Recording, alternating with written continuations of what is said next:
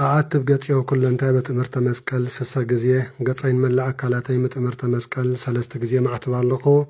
بسم آب وولد ومنفس قدس أحادو أملاك أمين بسم آب وولد ومنفس قدس أحادو أملاك أمين بسم آب وولد ومنفس قدس أحادو أملاك أمين يتبارك جزي أبير أملاك أبوين لزعب صحنس كذا الساعات زعق ومن واستزاتي أو دمرت لأولى بحر زيارة أملاحنا بعين مرة أميتو استباران تقدسان معالتي كمزو على الناس استباران تقدسان مشات الليتن يقبلنا كبران أعين تجزيارة بوتات كهنات لأيكان مستر حواد دياقونات عبوتات هديتات مناسيات الصنات بنايقيتانا أملاحنا مدحنان إيس كرسوس فتسم سلام عبد الزلنا يا سلام أجزيار مسكولاتنا هزبا كرسيان وند حندم سيخم كما يعلكم كما لكم همسكم هزبا كرسيان سلام أجزيار أملاح يحلونا حلكم أمين الحساو دامت ርሑስ አውደ ዓመት በስመ አብ ወወልድ ወመንፈስ ቅዱስ አሃዱ አምላክ ስም በቅድስት ሥላሴን ዘአምኖት ማፀን ከደከ ሰይጣን በቅድመ ዚአትም የቅዱስ ቤተ ክርስቲያን እንተ ኢትስሚ ማርያም ጽዮን ለዓለም ዓለም ንአኩተ ከዘን ሰባሃከ ንባርከ ከዘን ተአምነከ ንስእለከ ከዘን ተወቃከ ንገንለከ ወዘንቀለ ስምከ ቅዱስ ሰግለከ ወዘለከ ይሰግድ ኩሉ ብርከ ወለከ ይትቀነይ ኩልሳን አንተ ውእቱ አምላከ አማልክት ወእግዚእ አጋእዝቲ ወንስ ነገሥት አምላክ አንተ ለኩለ ሥጋ ወለኩላ ዘነፍስ ወንጸዋከ ንህበከ መሐረነ ቅዱስ ወልድከ እንዘንብል አንተ ምሰሰብ ጸልይ ከመዝበል አቡነ ዘበሰማያት አሜን። አቡነ ዘበሰማያት ይትቀደስ ስምከ ትምጻእ መንግሥትከ ወይኩን ፈቃድከ በከመ በሰማይ ከመ በምድር ሲሳየነ ዘለለ ዕለተነ ሀበነ ዮም ህድግ ለነ አበሳነ ወጌጋየነ ከመ ንህድግ ለዘአበሰ ለኢታብአነ እግዚኦ ተመንሶት አላ አድኅነነ ወባልሐነም ኩሉ እኩይ እስመ ዚአከ ይእቲ መንግሥት ኃይል ወስብሐት ለዓለመ ዓለም በሰላም ቅዱስ ገብርኤል መልአክ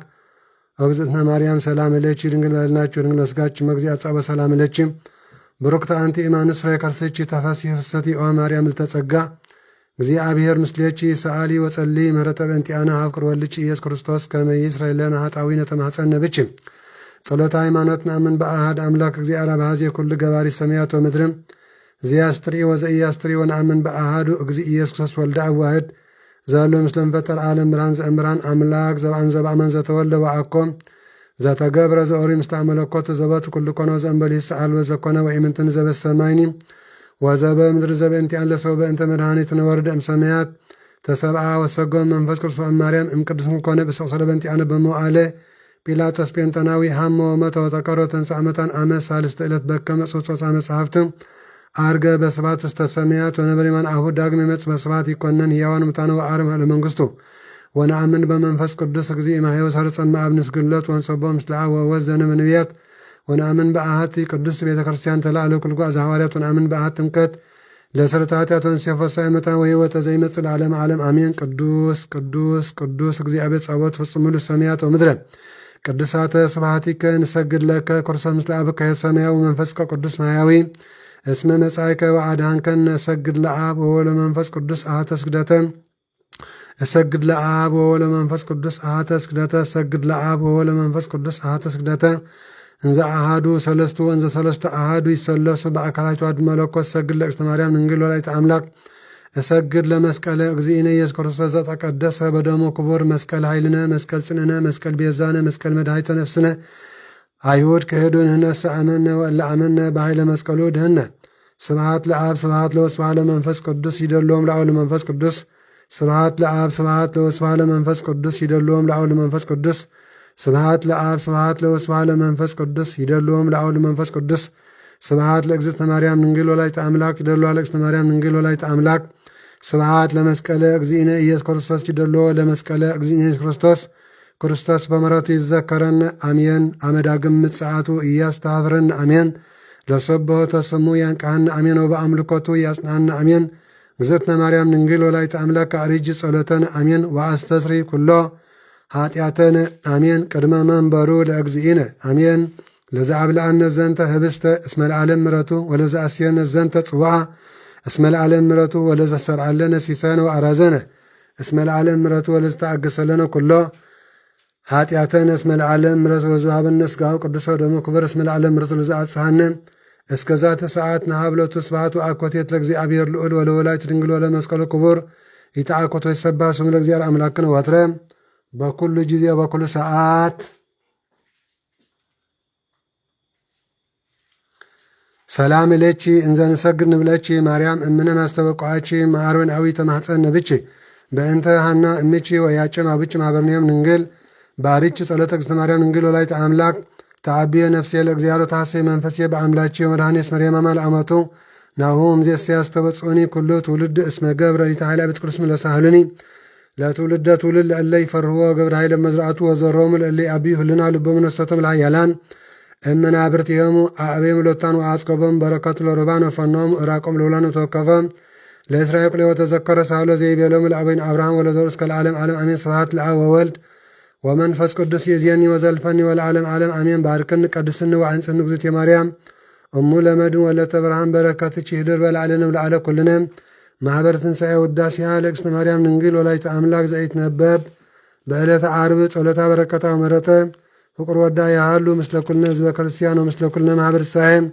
ومثل هاجريتنا مدر أجازيت كل عالم العالم عالم آمين. بروك تعنتي إيمانست وبروك فريا كرسيتش أو مريم ننجل ولايت أملاك زأمبرك سرق لنا منيتش صحيح سرك وعقربنا تحتكنا فيه اسمه تفترنا ساعة ليلة قدست لچي لبعتتشي أجزتنا ولايت أملاك مبرهان أنتينا أبيتشي بسبات وداسي بروك تعنتي تعبي إم سماي وتكبر إن الولع كله لنات من زيكل نبي بيتشو على زي مسجاج أو مريم ملائكتي أبوش وسرافي سبوش اسم زينب رديبه چروبيل وسرافيل مصعا وحاضر وسته كرسچ مفقر يسب أقربنا هابيو ززيان موت نسا وانتي أهوة وهابن زلوت كورسبات ساعة ليلانا قدست بروك تعنتي مريم وبروك فري كرسچ أو دنجل ولايت أملاك مكون لناقز أم قدم عالم هلو تسرع من يتش بلي موعل وطعام كرسچ سغان نسا ومنفس قدس وهابن نورستين أريان متيو ببزهري تعنتي تعبي إمزاتا نست إلا نسا تقاو كرو مريم ولايت أملاك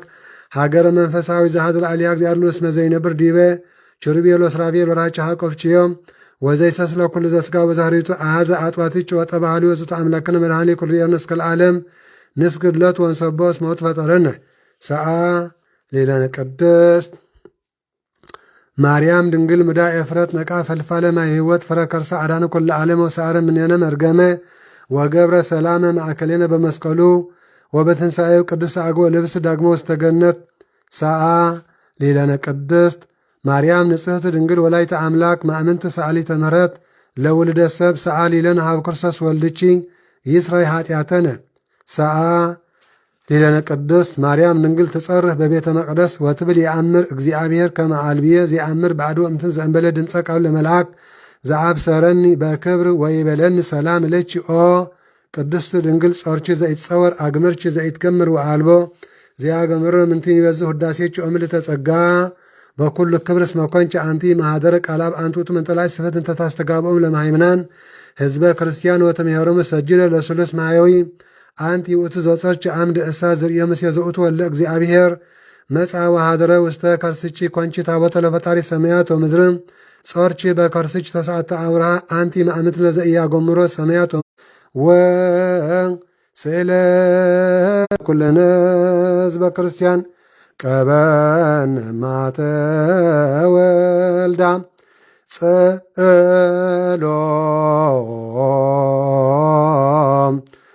تا لمريم و سلام تا لمعبرنا معبر الإنسان كبا مات والدا صلو تا لمريم و سئلتا لعقرتنا مدر عقازيت كل عالم كبا مات والدا صلو تا لمريم و سلتا لكلنا أكبرتك وعماتك كلهم كرسساويان ولدت انكتا سلاسي كبان معات والدا اغزيو مهارن كريستوس اغزيو مهارن كريستوس اغزيو مهارن كريستوس باركنا اغزيو أملاكنا وستنا سمايين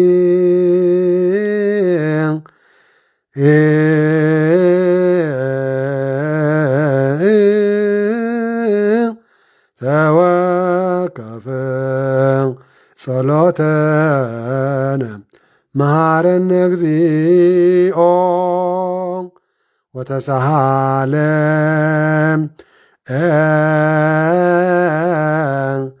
نا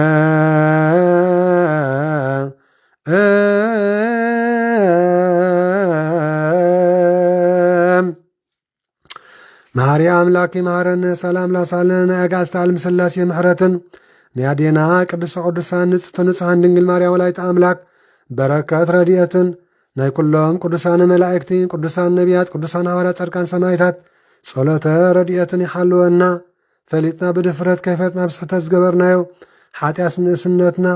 ጐይታናን አምላኽናን መድኃኒናን ኢየሱስ ክርስቶስ ይቕረ ይበለልና። እግዚኦ መሐረነ ክርስቶስ አቡነ ዘበሰማያት አሜን። አቡነ ዘበሰማያት ይትቀደስ ስምከ ትምጻእ መንግሥትከ ወይኩን ፈቃድከ በከመ በሰማይ ከማሁ በምድር ሲሳየነ ዘለለ ዕለተነ ሀበንዮም ህድግ ለነ አበሳነ ወጀጋየነ ከመነን ንህድግ ለዘዓበ ሰለነ ይታብአነ እግዚኦ ውስተ መንሶት አላ አድነነ ወባልሃነም ኩሉ እኮይ እስመ ዚአከ ይእቲ መንግሥት ኃይሎ ስብሐት ክብር ለዓለም ዓለም አሜን። በሰላመ ቅዱስ ገብርኤል መልአክ ኦግዝእቲ የማርያም ሰላም እለቺ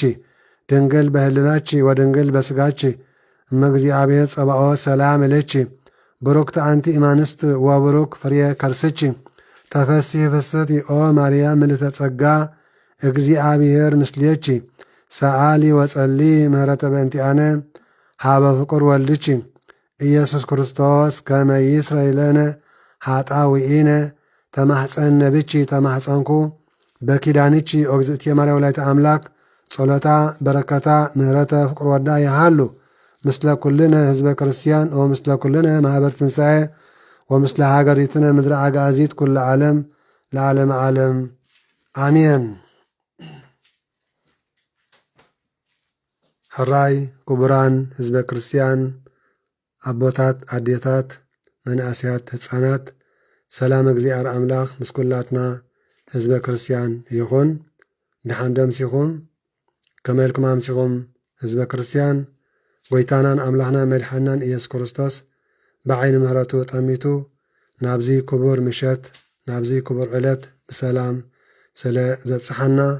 ክብሪ ምስጋና ንዑ ይኹኖ። ከምዚ ኢልና ክንተኣኻኸብ ዝፈቐደ እግዚአብሔር ምስጋና ይኹኖ። ሎሚ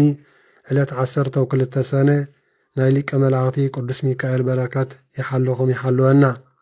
ሎሚ ዕለት 12 ቅዱስ ሚካኤል ኣብዚ ሕጂ ዝስዕብ ቅዱስ ቃል ወንጌል ብሰፊሑ ክንመሃሮ ኢና። ንቅድስቲ አፎምያን ንባህራንን ንቅዱስ ላሊበላን ዝተራድኣሎም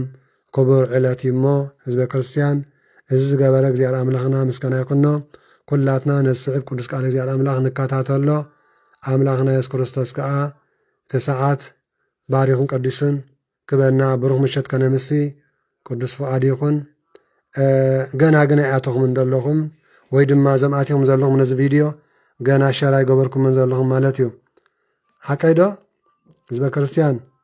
ውሕዳት ኢኹም ኣትኹም ዘለኹም 2500 ሰብ ጥራይ ዘርእየኒ ዘሎ ንዓይ ሎሚ ምሸት ኣትኹም ዘለኹም ካብዚ ኩሉ ማሕበረ ትንሣኤሲ 2500 ሰብ ጥራይ ከም ዝኣተኹም እዩ ዘርእየኒ ዘሎ እሞ ሃሩር ዶ በርቲዕኩም ህዝበ ክርስቲያን?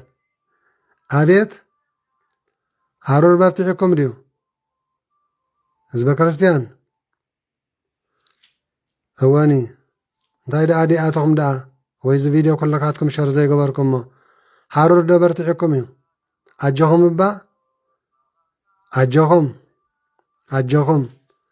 እግዚአብሔር ምስጋና ብፅሓዮ መኩላትና እዚ ቪድዮ ሸር ንግበሮ። እግዚአብሔር አምላኽ ይባርከና ይባረኩም። ብሩኽ ምሸት ከዓ የምስየና መድኃኒ ዓለም ኢየሱስ ክርስቶስ አሜን።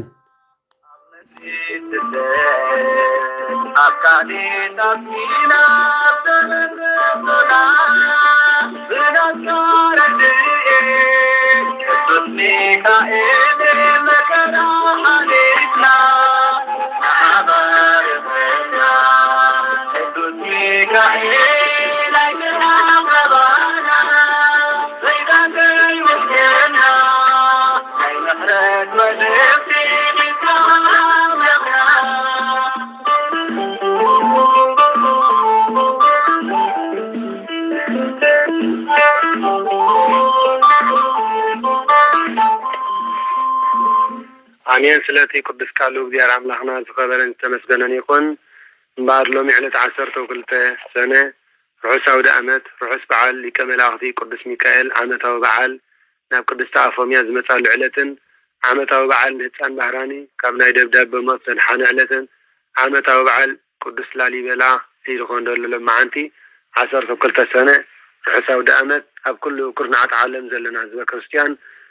ኣብቲ ዘለና ስፍራ ናይ ሊቀ መላእክቲ ቅዱስ ሚካኤል በረከት ረድኤታ ይፈልየና ኣሜን።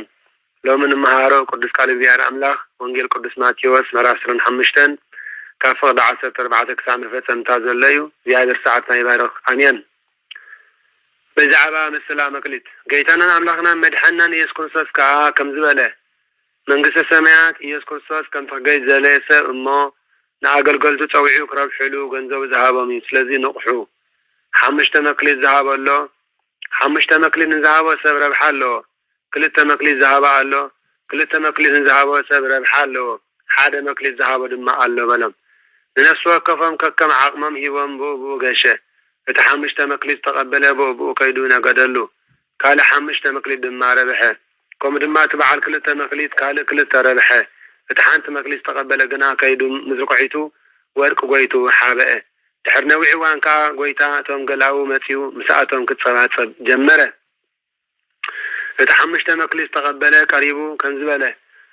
ጎይታይ 5 መክሊት ሂብካኒ ነርካ እንሆ ድማ ካልእ 5 መክሊት ረባሕኩ እናበለ ካልእ 5 መክሊት ኣምፅአ። ጎይቱ ድማ ጽቡቕ ኣንተ ሕያዋይን እሙንን ኣገልጋሊ ብውዑድ ተኣሚንካ ኢኻ እሞ ኣብ ልዕሊ ብዙሕ ክሸመካ እየ ናብ ሓጎስ ጎይታኻ እቶ በሎ። እቲ 2 መክሊት ተቀበለ ድማ ቀሪቡ ጎይታይ 2 መክሊት ሂብካኒ ነርካ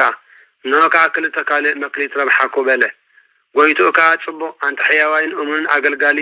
ብውዑድ ተኣሚንካ ኢኻ እሞ ኣብ ልዕሊ ብዙሕ ክሸመካ እየ ናብ ሓጎስ ጎይታኻ እቶ በሎ። እቲ 1 መክሊት ተቀበለ ድማ ቀሪቡ ጎይታይ ዘይዘራእካዮ እትዓጽድ ዘይበተንካዮ እውን እትእክብ ጨካን ሰብኣይ ምዃንካ ፈልጥ እየ። ስለዚ ፈሪሄ ከድኩ ነቲ መክሊትካ ድማ ኣብ ምድሪ ሓባእክዎ እንሆ ገንዘብካ በሎ። እቲ ጎይቱ ግና መሊሱ ከምዚ በሎ እንሆ ኣንታ ክፉእ ሃካይ ኣገልጋሊ ዘይዘራእኮ ከም ዝዓጽድ ዘይበተንኮ ከም ዝእክብ እምበኣር ትፈልጠኒ ዶ ኢኻ። ስለዚ ነቲ ገንዘበይ ክትመልስ ምተገባእካ ነይሩ ኣነ ከዓ መፂአ ንዝረብሕሉ ሰባት መሃብኮም ነይረ በለ። ነቶም ኣብኡ ደው ኢሎም ዝነበሩ ከዓ እምበኣርሲ ነቲ መክሊት ካብኡ ኣግዲፍኩም ነቲ 10 መክሊት ዘለዎ ሰብ ሃብዎ በሎም። ምክንያቱ ድማ ንዘሎ ዘበለ ኩሉ ይህብዎ ይውስኽዎ እውን እዩ። ንዘይብሉ ግና እቲ ዘለዎ ዝመስለኳ የግድፍዎ በለ። ነዚ ሃካይ ግልያ ግና ኣብ ፍጹም ጸልማት ደርቢዎ ኣብኡ ከዓ ምክንያትን ምሕርቃ መስናንን ክኸውን እዩ በለ። በዓል 5 መክሊት መሰለ ፍጹም ትምህርቲ ቃለ ወንጌል ተማሂሩ ንህዝቢ ድማ ድመሃረ እዩ ደፍረየ። በዓል 2 መክሊት ተባለ ድማ ሙጡን ትምህርቲ ቅዱስ ቤተክርስቲያን ተማሂሩ ንህዝቢ ዝመሃረ እዩ። ንኣብነት ሐዋርያ ቅዱስ ጴጥሮስ ንቀሌሜንጦስ ምሂሩ ኣፍሪ እዩ። ሐዋርያ ቅዱስ ጳውሎስ ከዓ ንጢሞቴዎስ ምሂሮም ከም ዘፍረዩ ተናጊሩ ኣሎ ማለት እዩ። በዓል 1 መክሊት ድማ ፍጹም ትምህርቲ ተማሂሩ ግን ዘይመሃረ እዩ። እቲ ፍጹም ትምህርቲ ዝተማሃረ ምሂሩ መኺሩ ንዑ ዝመስል ወደ መዝሙር ኣፍረየ። ጎይታ ድማ ጽቡቕ ኣንታ ሕያዋይን እሙን ኣገልጋሊ ብውሑድ ተኣሚንካ ኢኻ እሞ ኣብ ልዕሊ ብዙሕ ክሸመካ እየ ናብ መንግስተ ሰማያት እትዎ በሎ። ዝተረፈ ንባብ ትርጉም ኣይተለወጠን። እቲ ፍጹም ትምህርቲ ተማሂሩ ዘይመሃረ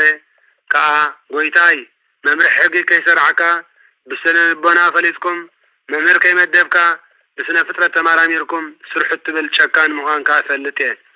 ስለዚ ዓላውያን ነገስታት ከየሳቂኒ መናፍቃን ተከራኪሮም ከይረትዑኒ ስለዝፈራሕኩ ብዝተመሃርክዎ ትምህርቲ ኣይመሃርኩን ብዝተዋሃበኒ ሓላፍነት ኣይሰራሕኩን በለ። ስለዚ ኣብ ቁራጽ ዓለባ ቆፂረያ ዝጸናሕኩ በለ ማለት ዝተመሃርኮ ትምህርቲ ኣብ እምሮይ ዓቂረ ሓለኽዎ ንኻልእ ኣይመሃርኩሉን በለ።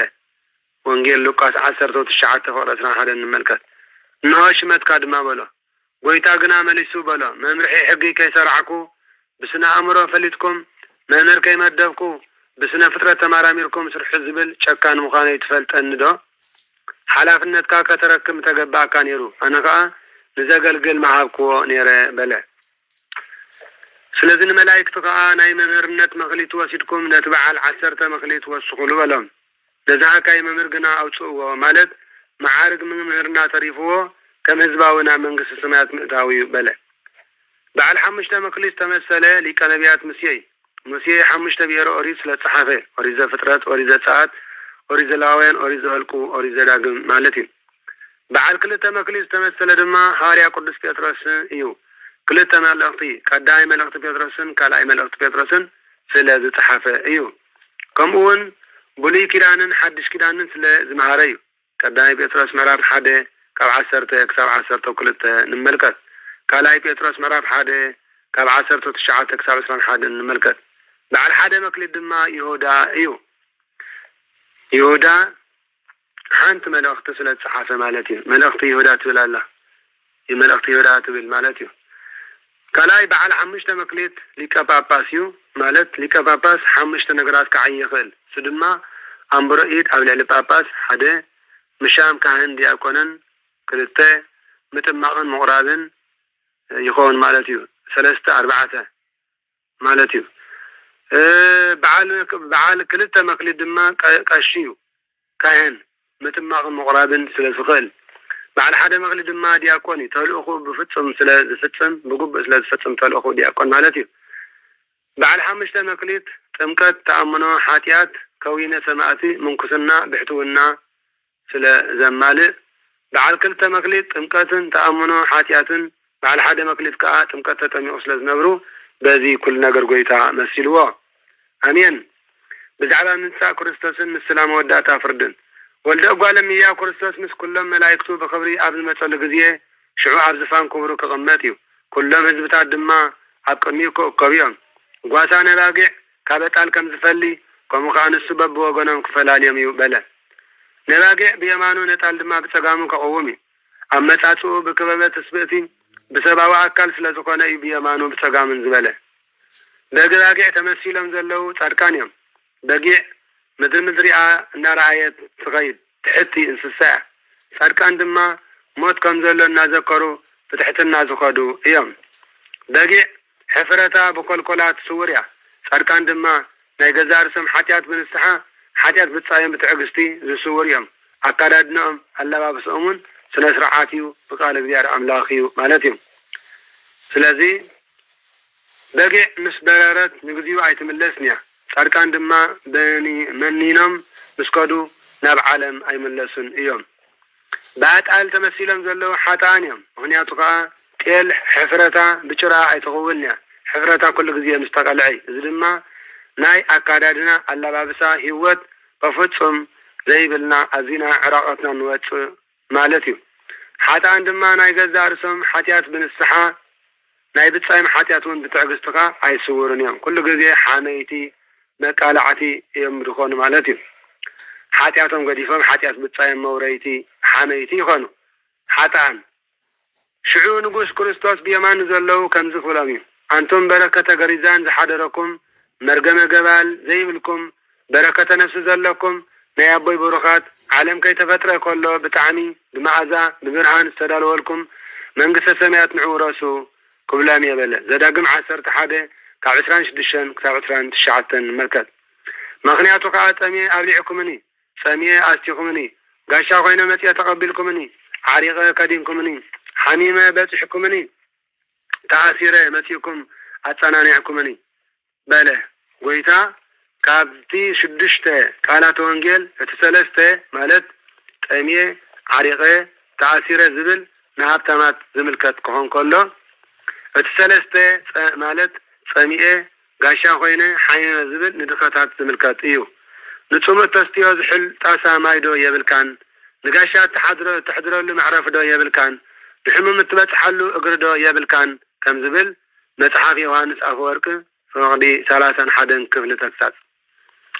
شعو تاركان كمزي لهم كملسو اليوم او قويتا معاز تمي قاريناكا سابلعناكا وي معاسك تمي كاس أستيناكا وي معاسك قاشاقين قاريناكا استقبلناكا وي عارق كاس كدناكا معاسك حميمكا بتحناكا معاسك تأثير كاس ناباكا نسينا أتنانعناكا كلني أنبلا دحرزي نقص كريستوس اتنا حدا كابزم زنعاسو أحواتي زقبركمو نعاي كم زقبركمو بحكم حكي ابلكم الله إلو كمل سلام ايو زنعاسو حواتي زبالهم بعدما زنعاسو بمعارك بدخنة تحتي لهم زرعيو ايام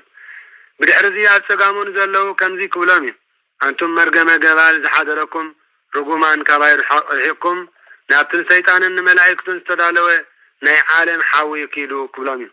هذا العالم حاوي كيلو كبلامي مغنياتو سميع يبلعكم منن سميع يستخو منن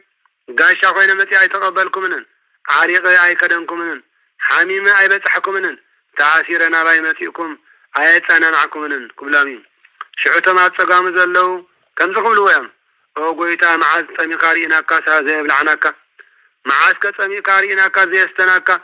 معاز كقاشا خوين كامتي كازي تقبلناكا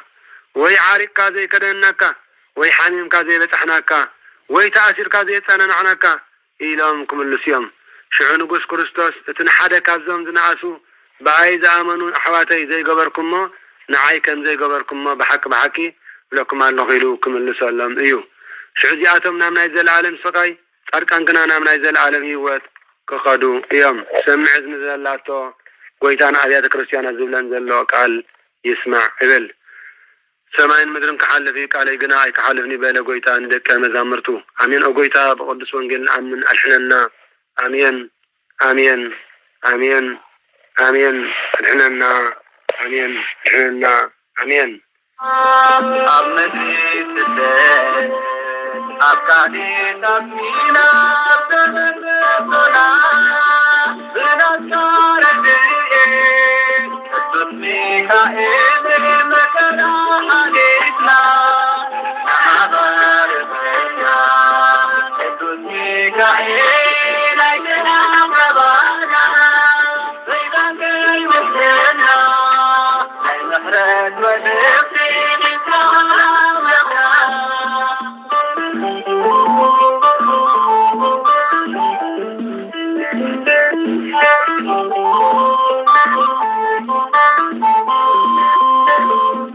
بحر تخفيفيتو مسكرير ترقيعو ما تلاركا رغم الزين تنقير النايو وسنا لنا الصحري دهيلون دقبرو تعمر قتلنا كنن ببالكم هنا امين نغزيار املاحنا كبر مسكانا يتحيا عمتاو بعد ذكري لك ملائكتي قدس ميكائيل ناب قدس افاميا زمصلو علاتيو صلاتون بركاتون اي فلينا امين عمتاو بعد ذكر نفتان قدس افاميا زهاجر كلكيايو قدس افاميا سنبعال بيتا ابونا استراني كوس يبحال نسو مسفنا هاجر كلكيا زنبره كوينو نسو حاميمو ماته بدحرزي قدس افاميا حبتان نبرتان ندخاتات بممصوات بتمن صلاتن تنبر نبرت نها سيطان دما صلاي قدسان سلازكونه مالت سناي زبال ነገር ስለዘይፈቱ ሕያዋይ መነኩሴ በመምሳል نها ናጋንንት ድማ መነኮሳት አንሲሉ አባፍ ደገ ኮይኑ ንቅድስ افاميا يتصوع ነበረ ኢሉ እዚ ቅዱስ ቃል እግዚአብሔር አምላክና ኢሎም ማዓንቲ ቃል ይነግረና ማለት እዩ ስለዚ ቅዱስ ቃል እግዚአብሔር አምላክና ዝኸበረን ዝተመስገነን ይሁን ስለዚ ናይሎም ማዓንቲ ናይ ቅዱስ ሚካኤል ቃል እግዚአብሔር አምላክና በሰፊሕ ክንመሃር ቅዱስ ሚካኤል ጸሎቱ ረድኤቱ እስኩላትና ህዝበ ክርስቲያን ይሁን አሜን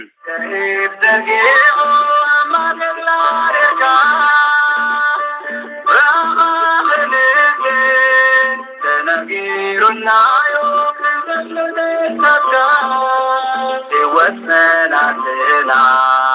الصحري دهيلون لنا مثلا يديروا تسمي كائن تديروا مكنا يا أباركنا تسمي كائن أجنا ربنا زيدان كيمكنا أي محرد مدرسين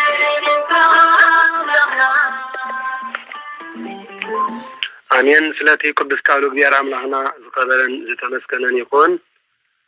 ባራብ ሓደ ሀገር ሓደ ዓቢ አስተራኒቆስ ተባለ ኬልኪያዊ መኮንን ነበረ ሰበይቱካ አፎሚያ ትባል ነበረት ዘም ክልተ ሰብ ቃል ኪዳን ፈርሃት እግዚአብሔር ኮይኖም ንቅዱስ ሚካኤል ሊቀ መላእክት ብዙሕ የፍቅርዎ ነበሩ በቦርሕን ዝክረ ቅዱስ ሚካኤል ብምዝካር ንድኻታትን ንመሳኪንን የብልዑ ነበሩ አቡነ አስተራኒቆስ ድማ ናብ ሞት ዘብፅሕ ሕማም ምስ ሓመመ ቅድስት አፎምያ ከዓ ስለ ቅዱስ ሚካኤል አስኢሉ ክገድፈላ ኣብኡን ክትምሕፀን ሓተተቶ አቡነ አስተራኒቆስ ድማ ከምዚ ዝሓተተቶ አስኢሉ አንጻአላ አፎምያ ከዓ ሰብኣያ ምስ ሞተ ለይትን መዓልትን ኣብ ትሕቲ ስእሊ ቅዱስ ሚካኤል ኮይና ከምዚ ኢላ ትጽሊ ነበረት ኦ አምላከ ቅዱስ ሚካኤል መሓረንን ዓቅበንን እንዳበለት ትጽሊ ነበረት በዚ ጽቡቅ ግብራ ስለ ዝቀናኣላ ሰይጣን ጸላእ ሰናይ ሰይጣን ብተምሳል ብዙሓት አረግቶት አንስትን ደቅን እናመፀ ይፈታተና ነበረ ኣብቲ ዓንቀጽ ቤታ ኮይኑ ከዓ አጸዋዓሞ ንሳ ድማ እናተዋላወለት መፂኣ ደሓን ደው ዒልክን ንዕነ በላ ናብ ቤት ኣቲኽን በረኸት ክኾነኒ ጸልያለይ ስእሊ ቅዱስ ሚካኤል ከዓ ተሳለማ ትብለን ነበረት ምክንያቱ በዓል ቤተይ ቅድሚ ምማቱ ኣማሕፂንኒ እዩ ናይ ቅዱስ ሚካኤል ረድኤት ካይፍለየን በለተን ድሕሪ ሞት በዓል ቤተይ ከዓ ናብ ቤተይ ተባዕታይ ዝበሃል ስለዚ ኣተወ ወተማ ወዳት ዘበልኩም ከይተኣቱ ብስም እግዚአብሔር መሕለኩም ኣለኹ በለት እቲ ሰይጣን ብተምሳል አረግቶት አንስት ዝመፀ ከዓ ከምዚ በላ ንሕና ናብ ቤትኪ ኣይነኣቱን ኣብዘይ ቤትና እውን ጸሎት ኣይንገብርን ኢና ምክንያቱ ኣቦታና ኮለና ቅድሚ ናብ ዝምምፃእና ጸሊናልኪ ኢና በላ ቀፂሉ ከዓ ከምዚ በላ ንስኺ አፎምያ ብዙሕ ጸምኪ ብዙሕ ጸሊኺ ብዙሕ ለሚንኪ እንታይ ክኾነኪ እዩ እንታይ ክዓሰልኪ እንታይ ክኽስበኪ እዩ ኣነ ዝብለክ ግዳ ዘይትገብሪ ኢሉ ዲያብሎስ ከም ዝበላ ብብዝሒ ጾምክን ጸሎትክን ቅድሚ ትግቡእ መዓልቲ ቅድሚ ትግቡእ ዕድሜኺ ብጓሂ ክትመቲ እኺ ገንዘብ ክድማ ንድኻታትን መሳኪንን ብምሃብ ስለ ዝወዳእክዮ ክደኺ እኺ በላ ዝቐብረኪ ከዓ ክስእኒ እኺ ንስኺ ድሕሪ ሞት ሰብኣየይ ኣብ ቤተይ ዝኣተወ ሰብኣይ የልቦን ይበልኪ ግናኸ ከምዚ መፅሓፍ ዝብሎ ኩላ ሰብኣይ ዘይብላ ሰበይቲ ኣብ ቤታ በረኸት የልቦን በላ ካልኣይ ግዜ እውን ስምዒ ክነግረኪ እግዚአብሔር ኣቐዲሙ ተባዕታይን ኣንስታይን ገይሩ ፈጠረ ኣነ ከዓ ሎሚ ንዓኺ ስለ ዝፈትወኪ እዚ ነገር እዚ ክነግረኪ ዝመጻእኩ በላ ውላድ ዘይብልኪ እንተዳ ሞይትኪ ዝወርሰክን ዝቐብረክን የብልክን በላ ስለዚ ኣነ ንጉስ አረኔዎስ ሰበይቱ ብወረርቲ ከም ዝሞተት ፈሊጠ ኣለኹሞ ንሱ ድማ ንዑ ትበቃ ሰበይቲ ደሊ ስለ ዘሎ ንዑ ከማፀአልኪ ሰበይቱ ክትኮንዮ ኣብ መንግስቱ ምስኡ ሓቢርኪ ትነግሲ በላ ቅድስት አፎምያ ሰበይቲ አስተራኒቆስ እዚ ዝብለኪ ዘለኹ ንጉስ ናባኺ እዩ ልኢኽኒ ዘሎ ብምባለ ብሓሰት ተዛረበ ዲያብሎስ ኩሉ ወርቅን ብሩርን ከዓ ክበኪ ኢሉ ኣሎ በላ ቅድስት አፎምያ ነቲ ብዓበይቲ መነኮሳት ዝተመሰለ ሰይጣን ከምዚ በለቶ ኣባ ኣስኬማኻ ሰናይ ቃልካ ግናይ በለቶ ኣበናይ መጽሓፍ እዩ ኣይትጽሙ ኢሉ ዝነገረካ ኣይትጸልዩ ዝበለካኸ ኣበናይ መጽሓፍ እዩ ከምኡውን ንድኻታት ኣይተሃቡ ሓንቲ ሰበይቲ ናብ ክልተ ሰብኡት ከም እትምርዖኸ ሰብኣይ እውን ክልተ ኣንስቲ ከእቱኸ ባዕልኻ ዲኻ ሓድሽ ሕጊ ተውፅእ ዘለኻ ወይስ ካሊእ እዩ ነጊርካ ወይ ከነዓይ ብሓጢያት ከተውድቐኒ ኢኻ ደሊኻ በለቶ ንሕና ካብ ቀደም ዝሰማዕናዮን ንፈልጦን ብጾምን ብጸሎትን ብምጽዋት ሓጢያት ከም ዝድምሰስ መውስቦ እንተኾነ እውን ሓደ ምስ ሓንቲ ምስ ሓደ ዝብል ኢና ንፈልጥ በለቶ ከምቲ ነቢ ዮናስ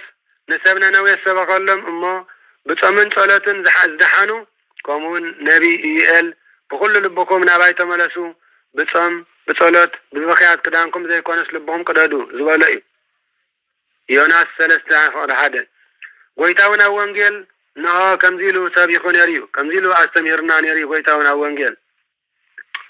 ሰብ ብብልዕን መስተን ዘይኮነስ በቃል እግዚአብሔር ከም ዝነብር ዝነገረና ማቴዎስ 4:4 ንስኻዳ ስለምንታይ ኢኻ ጸምኪ ጸሎትኪ ንጽዋትኪ ስለዘይጠቕመኪ ሕደግዮ ትብለኒ ዘለኻ በለቶ ካልኣይ ከዓ ክልተ ሰብኡት ኣእትዊ ኢልካኒ ሐዋርያ ጳውሎስ ግና ኩሉ ሰብኣይ ብሰበይቲ እምበር ኩላ ሰበይቲ ብሰብያት እምበር ዶ ኣይበለን በለቶ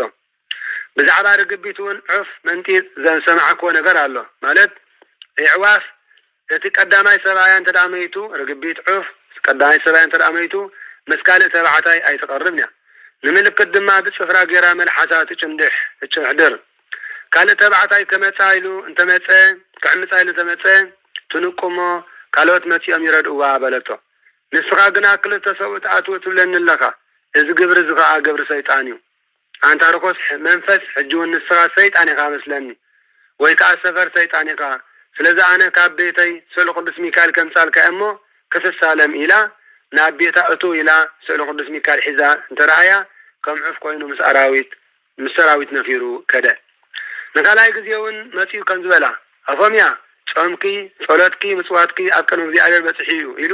ከስሕታ ምስ መጸ ከምኡ ኣነ ቅዱስ ሚካኤል ስገድለ ኢሉ ከስሕታ እንተሓሰበ ንሳ ግና እቲ ትምህርተ መስቀል ዘለዎ በትርካዳ ኣበይ ኣሎ በለቶ ንሱ ከምኡ ከም ዝበለ ንሱ ዳ ከምኡ ይኮነን በኣና ብመላእክቲ ከምኡ ትእምርቲ ዘለዎ የብልናን በላ ብርኩሳን መናፍስታት ኣይከልወኩም በጋንን ትራእታ ኣይከልወኩም መናፍስታት ኣይከልወኩም በኣና መላእክቲ ከምኡ ትምህርቲ ዘለዎ የብልናን በላ ንሳ ሓደ ንጉስ ልኡኹ ክልእ ከሎ ብዘይ ማሕተም ድዩ ዝልእኽ በለቶ ከምኡ ድማ መላእክቲ ካብ ሰማይ ክወርዱ ከለው ነቲ ማሕተም ዘይብሉ ከመይ ገይሮም መልኣኽ ኢሎም ይኣምንዎ ከምኡውን ይኹንንዎን ኣይቅበልዎን ከዓ እዮም ንስኻ ናይ ብሓቂ መልኣኽ እንተኾንካስ ክኸይድ እሞ ስለ ቅዱስ ሚካኤል ከምጻልካ ክትሳለም በለቶ ኣብዚ እዋን እዚ እቲ ሰይጣን ገጹ ናብ ጽልመት ኣዒንቱ ናብ ሓዊ ኣፉ ከም ሓደ ዓብይ ጸድፊ ጸልማት ዝመልኦ ካብ ኣፉ ድማ ከም ትኪ እናወፀ ነፊሩ መጺኡ ንኣፎምያ ክሓንቃን ክቐትላን ምስ ደለየ ንሳውን ንቅዱስ ሚካኤል ብጸሎት ምጽዋዓቶ መጺኡ ካብ ኢድ እቲ ሰይጣን ኣድሓና ነቲ ሰይጣን ከዓ በቲ ምስኡ ዘሎ በትሩ ኣብ ምድሪ ረጊጹ ዘበጦ እዚ ሎሚ ኣብ ቅዱስ ቤተክርስቲያን ዘሎ ስእሊ ቅዱስ ሚካኤል ካብዚ ዝተወስደ እዩ ሊቀ መላእክቲ ቅዱስ ሚካኤል ከዓ ንቅድስቲ ኣፎምያ ከም ዝበላ እቲ ኩሉ ጽቡቕ ግብርኺ ኣብ ቅድሚ እግዚአብሔር ዓሪግልኪዩ ኢሉ ኣበሲርዋ ናብ ሰማይ ዓረገ ንቅድስቲ ኣፎምያ ከዓ ዕለት ሞታ ከም ዝቀረበ ነገራ እሞ ናብ ቤተ ክርስቲያን ከይዳ ቅዱስ ስጉኡን ክቡር ደሙን ተቐበለ ነቶም ሽዑ ነበሩ ሊቀ ጳጳስ ከዓ ዘቕርባ ምስ ሰዓብቱ ከዓ ናብ ቤታ ክመፁ ዓደመቶም ነተን ደቃውን ዘሎ ወርቃን ድካታት ክህባላ ዓዘዘተን ሽዑቲ ጳጳስ ካህናት ዲያቆናት ኣኸቲሉ ናብ ቤታ መፀ ንሳ ነቲ ጳጳስ ኣብ ትሕቲኡ ወዲቓ ጸሎት ንስሓ ድገመለይ እዚ ኩሉ ዝተረፈ ገንዘበይ ከዓ ንድካታት ሃበለይ በለቶ ስእሊ ቅዱስ ሚካኤል ከዓ ኣምፅኣለይ ኢላ ኣብ ገጻ ኣንበረት እሞ ብሰላም ዓረፈት እቲ ስእሊ ከዓ ሰብ ከየልዓሎ ኣብቲ ናይ ቀደም ቦትኡ ብዘይ መስቀሊ ተንጠልጠለ ተሰቕለ እቲ ስእሊ ከዓ ቆፅሊ ኣውፅአ ኩላቶም ብዘለዉ ናይቲ ሃገር ሕሙማት ከዓ ብኡ ይፍወሱ ነበሩ እምበኣር ዕረፍቲ ቅድስቲ ኣፎምያ ዕለት 12 ሰነ ለመዓንቲኡ ናይ ቅዱስ ሚካኤል ረድኤት ናይ ቅድስቲ ኣፎምያ ጸሎት ምስ ኩላትና ህዝበ ክርስቲያን ይኹን ኣሜን ምስ ኩላትና ህዝበ ክርስቲያን ይኹን ኣሜን ኣሜን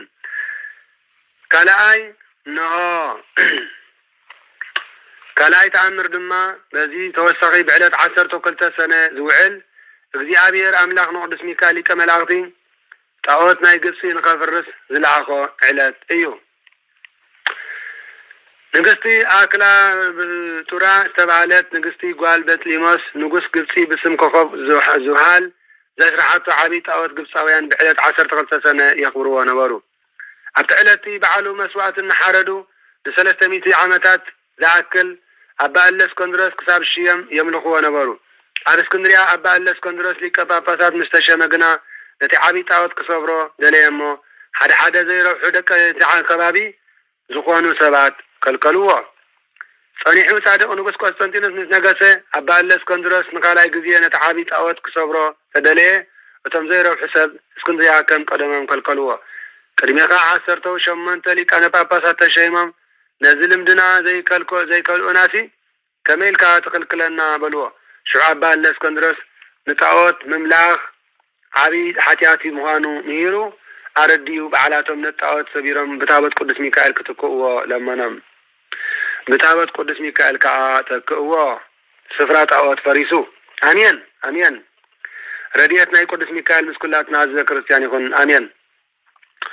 ከምኡውን በዚ ዕለት 12 ንሆ ቅዱስ ሚካኤል ከምዚ ስዕብ ቅዱስ ቃል እግዚአብሔር ኣምላኽ ይነግረና ሓደ ንእግዚአብሔር ዝፈርስ ሰብኣይ ነበረ ኣብ ወርሒ ድማ ዝኽሪ ቅዱስ ሚካኤል ዝክር ነበረ ብፍላይ ድማ ወርሒ ሕዳርን ወርሒ ሰነን ኣብ ጎረቤቱ ሓደ ምሕረት ዘይብሉ ሰብኣይ ክፉእ ዝኾነ ሃብታም ሰብኣይ ነበረ። ነዞም ብሩኻት ስድራ ቤት ብክፉእ ዓይኑ ይጥምቶም ኣብ ርእሲ ምንባሩ በዓል ቅዱስ ሚካኤል ከኽብሩ ከለዉ ከዓ የላግጸሎም ነበረ። እቲ በዓል ቅዱስ ሚካኤል ዘብዕል ሕያዋይ ሰብኣይ ዕለተ ሞቱ ምስ ቀረበ ንበዓልቲ ቤቱ ዝክር ቅዱስ ሚካኤል ክደፍን ከተብኩርን ከም ዘይብላ ተላቢዋ ሞተ።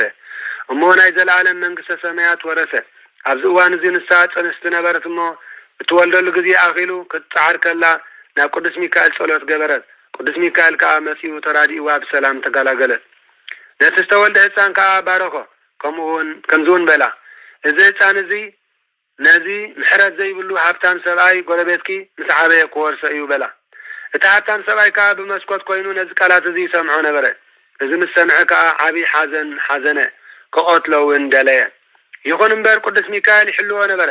ድሕሪ 10 ዓመት ከዓ ነታዲኡ ኩነታት ሽግርን ጥሜትን ኣጋጠማ እሞ እቲ ምሕረት ዘይብሉ ሃብታም ሰብኣይ እዚ ወድኺ ፍላኣኸኒ ሃብኒ እሞ 20 ዲናር ክበኪየ በላ። ንሳ ድማ ምስቲ ኣጋጢሟ ዝነበረ ሽግር 20 ዲናር ክበኪየ ምስ በላ ብሓጎስ ተቐቢላ ወዳ ሃበቶ። ንሱን ብሓጎስ ተቐቢሉ ንሆ መታን ምስ ዓበየ ከይወርሶ ኢሉ ኣብ ሳንዱቕ ዓሺጉ ብመፍትሕ ዓፂዩ ምስ መፍትሑ ናብ ባሕሪ ኣጥሓሎ። ይኹን እምበር እቲ ነቲ ህፃን ዝሓዘ ሳንዱቕ መገዲ 10 መዓልቲ ምስ ከደ ብፍቃድ እግዚኣብሔር ተገፊዑ ኣብ ሓደ ወደብ ማርሳ መፀ። ኣብቲ ከባቢ ሓደ ሕያዋይ ሓላዋጊዕ ሰብኣይ ነበረ እሞ ነቲ ሳንዱቕ ሪኡ ኣልዒሉ ናብ ቤቱ ወሰዶ። ከመይ ገይረ ክኸፍተአ ኢሉ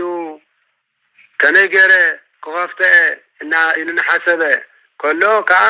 እግዚኣብሔር ኣብ ሕልንኡ ሓዲሩ ናብቲ ባሕሪ ክኸይድ ኣብኡ ድማ ሓደ ዓሳ ዝገፍፍ ክጸንሖ እዩ በለ። ዓሳ ዝገፍፍ ጸኒሕዎ በጃኻ ባ ብሽመይ መርበብካ ናብ ባሕሪ ደርቢ እሞ ናይቲ ዝወፀ ዓሳ ዋጋ ክኸፍለካ ይበሎ። ሽዑ ንሱ ድማ ከምኡ ገበረ። እሞ ሓደ ዓብይ ዓሳ ድማ ተታሒዙ ወፀ። ዋግኡ እውን ነቲ በዓል ገፈፍ ዓሳ ከፈሎ። ነቲ ዓሳ ሒዝዎ ኣብ ቤቱ ከይዱ እንተጠብሖ ከዓ እታ ናይቲ ሳንዱቕ ሳጹን መፍትሕ ኣብቲ ውሽጢ ከብዲ ዓሳ ጸንሐቶ። ብኣገይሩ ከፊቱ ኣብ ውሽጣ እቲ ክቕተል ዝተሓስበ ህፃን ጸንሐ እሞ ኣዝዩ ከዓ ተገረመ። ነቲ ህፃን ድማ ካብ ባሕሪ ረኺበዮ ኢሉ ባህራን ኢሉ ሰመዮ። ትርጉሙ ኣብ ባሕሪ ዝተረኽበ ማለት እዩ። ከም ወዱ ገይሩ ሒዙ ከዓ ክዕብዮ ጀመረ። ናይቲ ምሕረት ዘይብሉ ክቐትሎ ዝደሊ ሃገርን ናይቲ ዘዕበዮ ዘሎ ሓላዊ ኣባጊዕን ስሕቐቱ ብእግሪ መንገዲ 10 መዓልቲ ኮይኑ ስለ ዝነበረ ድሕሪ 20 ዓመት እቲ ሃብታም ሰብኣይ ዳይቲ ዘጥሓሎ ህፃን ክፈልጥ እንተኸደ ኣብ ቤት እቲ ሓላዊ ኣባጊዕ ክሓድር ሓተቶሞ ኣሕደሮ። ኣብ ኣዘራርቦም ድማ ንእግሩ ሕፀቦ ማይ ስለ ዝበሎ ንባህራን ክብሎ ምስ ሰምዐ ስለምንታይ ዳ ባህራን ኢልኩሞ ስለምንታይ ዳ ባህራን ክምፀውዒኹሞ ትብልዎ ኣለኹም ኢሉ እንተሓተተ እቶም ዝፈለጡ ሰባት ከዓ ከም ዝበሉ እዚ ህፃን እዚ ካብ ባሕሪ ስለ ዝተረኽበ እዩ ባህራን ተባሂሉ ዝተፀውዐ ኢሎም ነገርዎ። እቲ ምሕረት ዘይብሉ ሃብታም ሰብኣይ ከዓ እቲ ንሱ ኣብ ሳንዱቕ ዓፂድ ዝደርበዮ ምዃኑ ስለ ዝተረድአ ጓሃየ። ሕጂ ሓደ ሰይጣናዊ ዝኾነ ሓሳብ ካሓሰበ ገና ስለ ዘይመተ ዘሎ ክመውት ኣለዎ እምበር ምስ ዓበየ ክወርሰኒ ከዓ በለ። ንሱ ድማ ነቲ ሓላዊ ኣባጊዕ ከም ዝበሎ ነዚ ቆልዓ እዚ በጃኻ ባ ዝረሳዕኮ ነገር ኣብ ዓደይ ስለ ዘሎ ካብ ቤት ከምፅኣለይ ክርእኮ ፍቐደለይ እሞ 20 ዲናር ክበካ ይበሎ። እቲ ሓላዊ ኣባጊዕ ድማ ገንዘብ ምስ ሰምዐ ብታሕጓስ ንባህራን ኣፀዊዑ ኣንቲኡ ኣረከቦ። እቲ ምሕረት ዘይብሉ ሃብታም ሰብኣይ ከዓ ናብ ቤቱ ነቲ መጋቢኡን ንሰበይቱን ከምዚ ኢሉ ደብዳቤ ሂቡ ንባህራን ለኣኾ። እዛ ደብዳቤ እዚኣ ሒዝዋ ዝመፅእ ዘሎ ባህራን ዝተባሃለ መንእሰይ እታ ደብዳቤ እናተነበት ከላ ሓደ ሰብ ከይፈለጠ ቀቲልካ ኣብ ጉድጓድ ቅበሮ ትብል ደብዳቤ ጽሒፉ ምስኡ ድማ መጽሒ ዝኾነ ስንቂ ኣስነኾ። ባህራን ነዛ ቀተልዎ ትብል ደብዳቤ ሒዙ መንገዲ ሓደ መዓልቲ ምስ ከደ ኖ መልአክ እግዚኣብሔር ቅዱስ ሚካኤል ብተምሳል ወታሃደር ኣብ ፈረስ ተጻዕነ መሲሉ መጺኡ ከመይ ኢልካ ውዒልካ ናበይ ደኣ ትኸይድ ኣለካ በሎ። እዚ ኣብ ኢድካ ዘሎ እንታይ እዩ በሎ። ባህራን ከዓ እዚ መልእኽቲ እዚ ናይ ሓደ ሃብታም ሰብኣይ ዝሓዘ ደብዳቤ እዩ ናብ ቤቱ ከብፅሐሉ ከዓ ዝለኣኸኒ ንሱ እዩ በሎ። ቅዱስ ሚካኤል ከዓ ኣርእየኒ መልእክተ ወሰቢሃ ፈርሃ ምኒሁ ባህራን ወባሃቦ መልእክተ እስከታ መልእክቲ ኣርእየኒ በሎ። ባህራን ከዓ ደብዳቤ ናይ ሓደራ ከፊትካ ይርአኒ በሎ። ሽዑ ቅዱስ ሚካኤል اسكتا دبداب بحفا بالله لعلي حاف بلا بالله بولو اسكتا نعلي نبولو باران كافري وأرايو قدس ميكال كان ابت دبداب بأوف بلمو اتي قتلوه زبل تتحفظ نبره تدمسيسو بأنصارو قدس ميكال كمزيل تحفظلو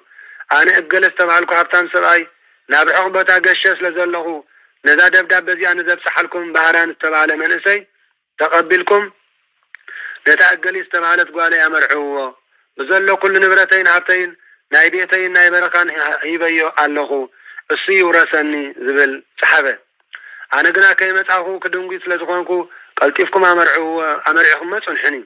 أبيتي كاز دلي كقبر أكيد اللي إلو قدس ميكال نتا دبدابك أيرو نابتي إن دهابتام كبسحا هابمو نسقا أبسحا شعنت مقابي نتا سبيتون هابمو أنبب مسابلة اتي أب وشتا زلو فولي مفلتا ترديو مرعا قبر عزده لأقبي تغسيان كانت استبعالت قوالتي هابتام أمرعوه 4 معزة كلكات حقشو أما فتسمت 4 معالتي قا اتي حكوي هابتام سبعي كان مقشو قتيل أمو يخوني أمي زخونيلو مسا شعو هابت بيت معدو نايت اوتان كوبرون دمت سمع أمو انتاي دقالو سمع زلقو بلا سبات دما خمزولو بتزلعكا يا ملك قليت قالكا نبهران استبعالي زلعكا يومن سي أمر عنايو كل حق مرعا تفتيمو در 4 معالت كوين اللو بلوه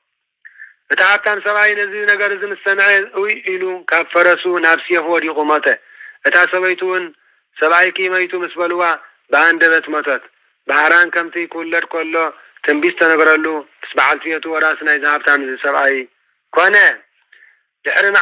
دحريو معارقة كانت تغواهيبو بسم قدس ميكايل بيت كريستيان هانيسو ورحاو زخلك يقوارته ارميو ملو قبو أملاقاو أقلقلت فتسمه اتقول زغبر له قدس ميكائيل مخانوس لتردو ابت بيت كريستيان سيل قدس ميكائيل اسرحه كابت سل دما بزح تامرات ترعيه بزحان حمات ما تفوسوا باران ملو هيوتو نعملا قدس ميكائيل እግዚአብሔር ሕጉን ትእዛዝ ፈቲሙ ምስ ድራቤቱ መንግስተ ሰማያት ወረሰ አይኒቀ መላእክቲ ቅዱስ ሚካኤል ንባህራን ዝገበረሎ በረከትን ተአምራትን ንዓና እንደቆውን ይሐልወናን يردعنا صلالن رديئة بركة يفنولنا እግዚአብሔር አምላክ አሜን አሜን አሜን بركة سلام يفنولنا مدينة عالم አሜን كمون لم يحلت 12 سنة بعال قدس لاليبلا ايو قدس لاليبلا هاجر مزرع غازيت ኢትዮጵያ ايو قدس لاليبلا ካብ 180 ዓመተ ምህረት كتاب 1200 شوعتن كاب 180 ዓመተ ምህረት كتاب 1200 شوعتن ዝነበረ ማለት እዩ ላሊበላ ማለት ንህቢ ንጸጋው ፈለጠ ማለት እዩ አስተወልደሉ ጊዜ ገዝኡ ብንህቢ ተኸቢቡ ነበረ ሃገሩ ረሃ እዩ አቡ ጃን ስዮም ይባል ትውልዱ ካብ ነገስታት ዘውገ እዩ መልክዑ ግሩም ስለዝነበረ ዝረአየ ሰብ መልክዑ ይገራም ነበረ ንጉሰም ከሆኑ ድማ ይበጉ ነበሩ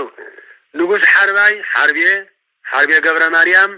ወላ ላሊበላ ንእሽተይ ሓው ይኹን እምበር ኣብ ንግስነቱ ዝጻቦ መሲልዎ ኣብ ልዕሊ ጽሊ ኣሕደረ ንሱ ክፉ ዝገብራ ሓፍቲ ነበረቶሞ ከብዱ በታቲኹ መዓንጡ ቆራሪጹ ክቐትል ዝኽእል ጽዋዕ ገይራ ለኣኸትሉ ተላኢኹ ዝመጸ ዲያቆን ጥዒመ ክህቦ ኢሉ ጣዕማ ሽዑ ከዓ ሞተ مسوز نبرة كلبي كابت استفال حسو موته ላሊበላ ድማ እዚ ኩሉ ዝኾነ በአይ ምክንያትዩ ኢሉ ዓርከይ መይቱ አነ ከመይለ ቢወት ክነብር ብምባል ነተስተረፈ ሰተዮ ቅዱስ ገብርኤል መልአክ ድማ ነፍሱ ካስጉ ፈሊው ናብ ጎይታ ወሰዳ ናይ መላእክት ምስጋና ሰሚዑ ምስዚኦም እንተ ዝነብር በለ በካህልነት ናይ አምላክ በዘይ ዓንድን በዘይ መሰረት ዝተሰርሑ በዓትታት ከ አራዮ ከምዚኦም ዝበሉ ስመይ ዝቅድሱ መሕደሪታተይ እንተ ሰሪሕካለይ ክብርኻ ከም ተክብሮም ምስጋና ከም ተምስጋኖም ክኸውን ይካበሎ ብድሕሪ እዚ ኩሉ ምስጢራት ከርእዮ ድሕሪ ምጽናሕ ኣብ ሳልሳይ መዓልቲ ናብ ስጉኡ መለሶ ቅዱስ ላሊበላ ከም ካብ ድቃስ ተንስአ ሰብ ሓፍ ኢሉ ካብ ሞት ተንስአ ኣበይ ጸኒሕካ መጺእካ ኢሎም ድማ ኩሎም ሓተትዎ حقنيا فقري كتاب مقابر صنعتي كم زخونه دو ايتفلطنيكم كبل ملسلام نساتم دما ازيم صلوا قدس لاليبلا كم زبلن حوي نطفعاتي حتى دما نموتي كابتمنيو كم منبر مساراويت منبري حيشيلو لاليبلا عبد قديفو عبدور اتيو بعد تفحيرو تقمته انتايلو حوي نطفعاتي حتى دما نموتي كابتمنيو كم منبر مساراويت منبري حيشيلو عبدور اتيو بعد تفحيرو تقمته شعمل اغزيابير متيو كم زولا صباح بز ساعات زي قال كتمتا كعبلا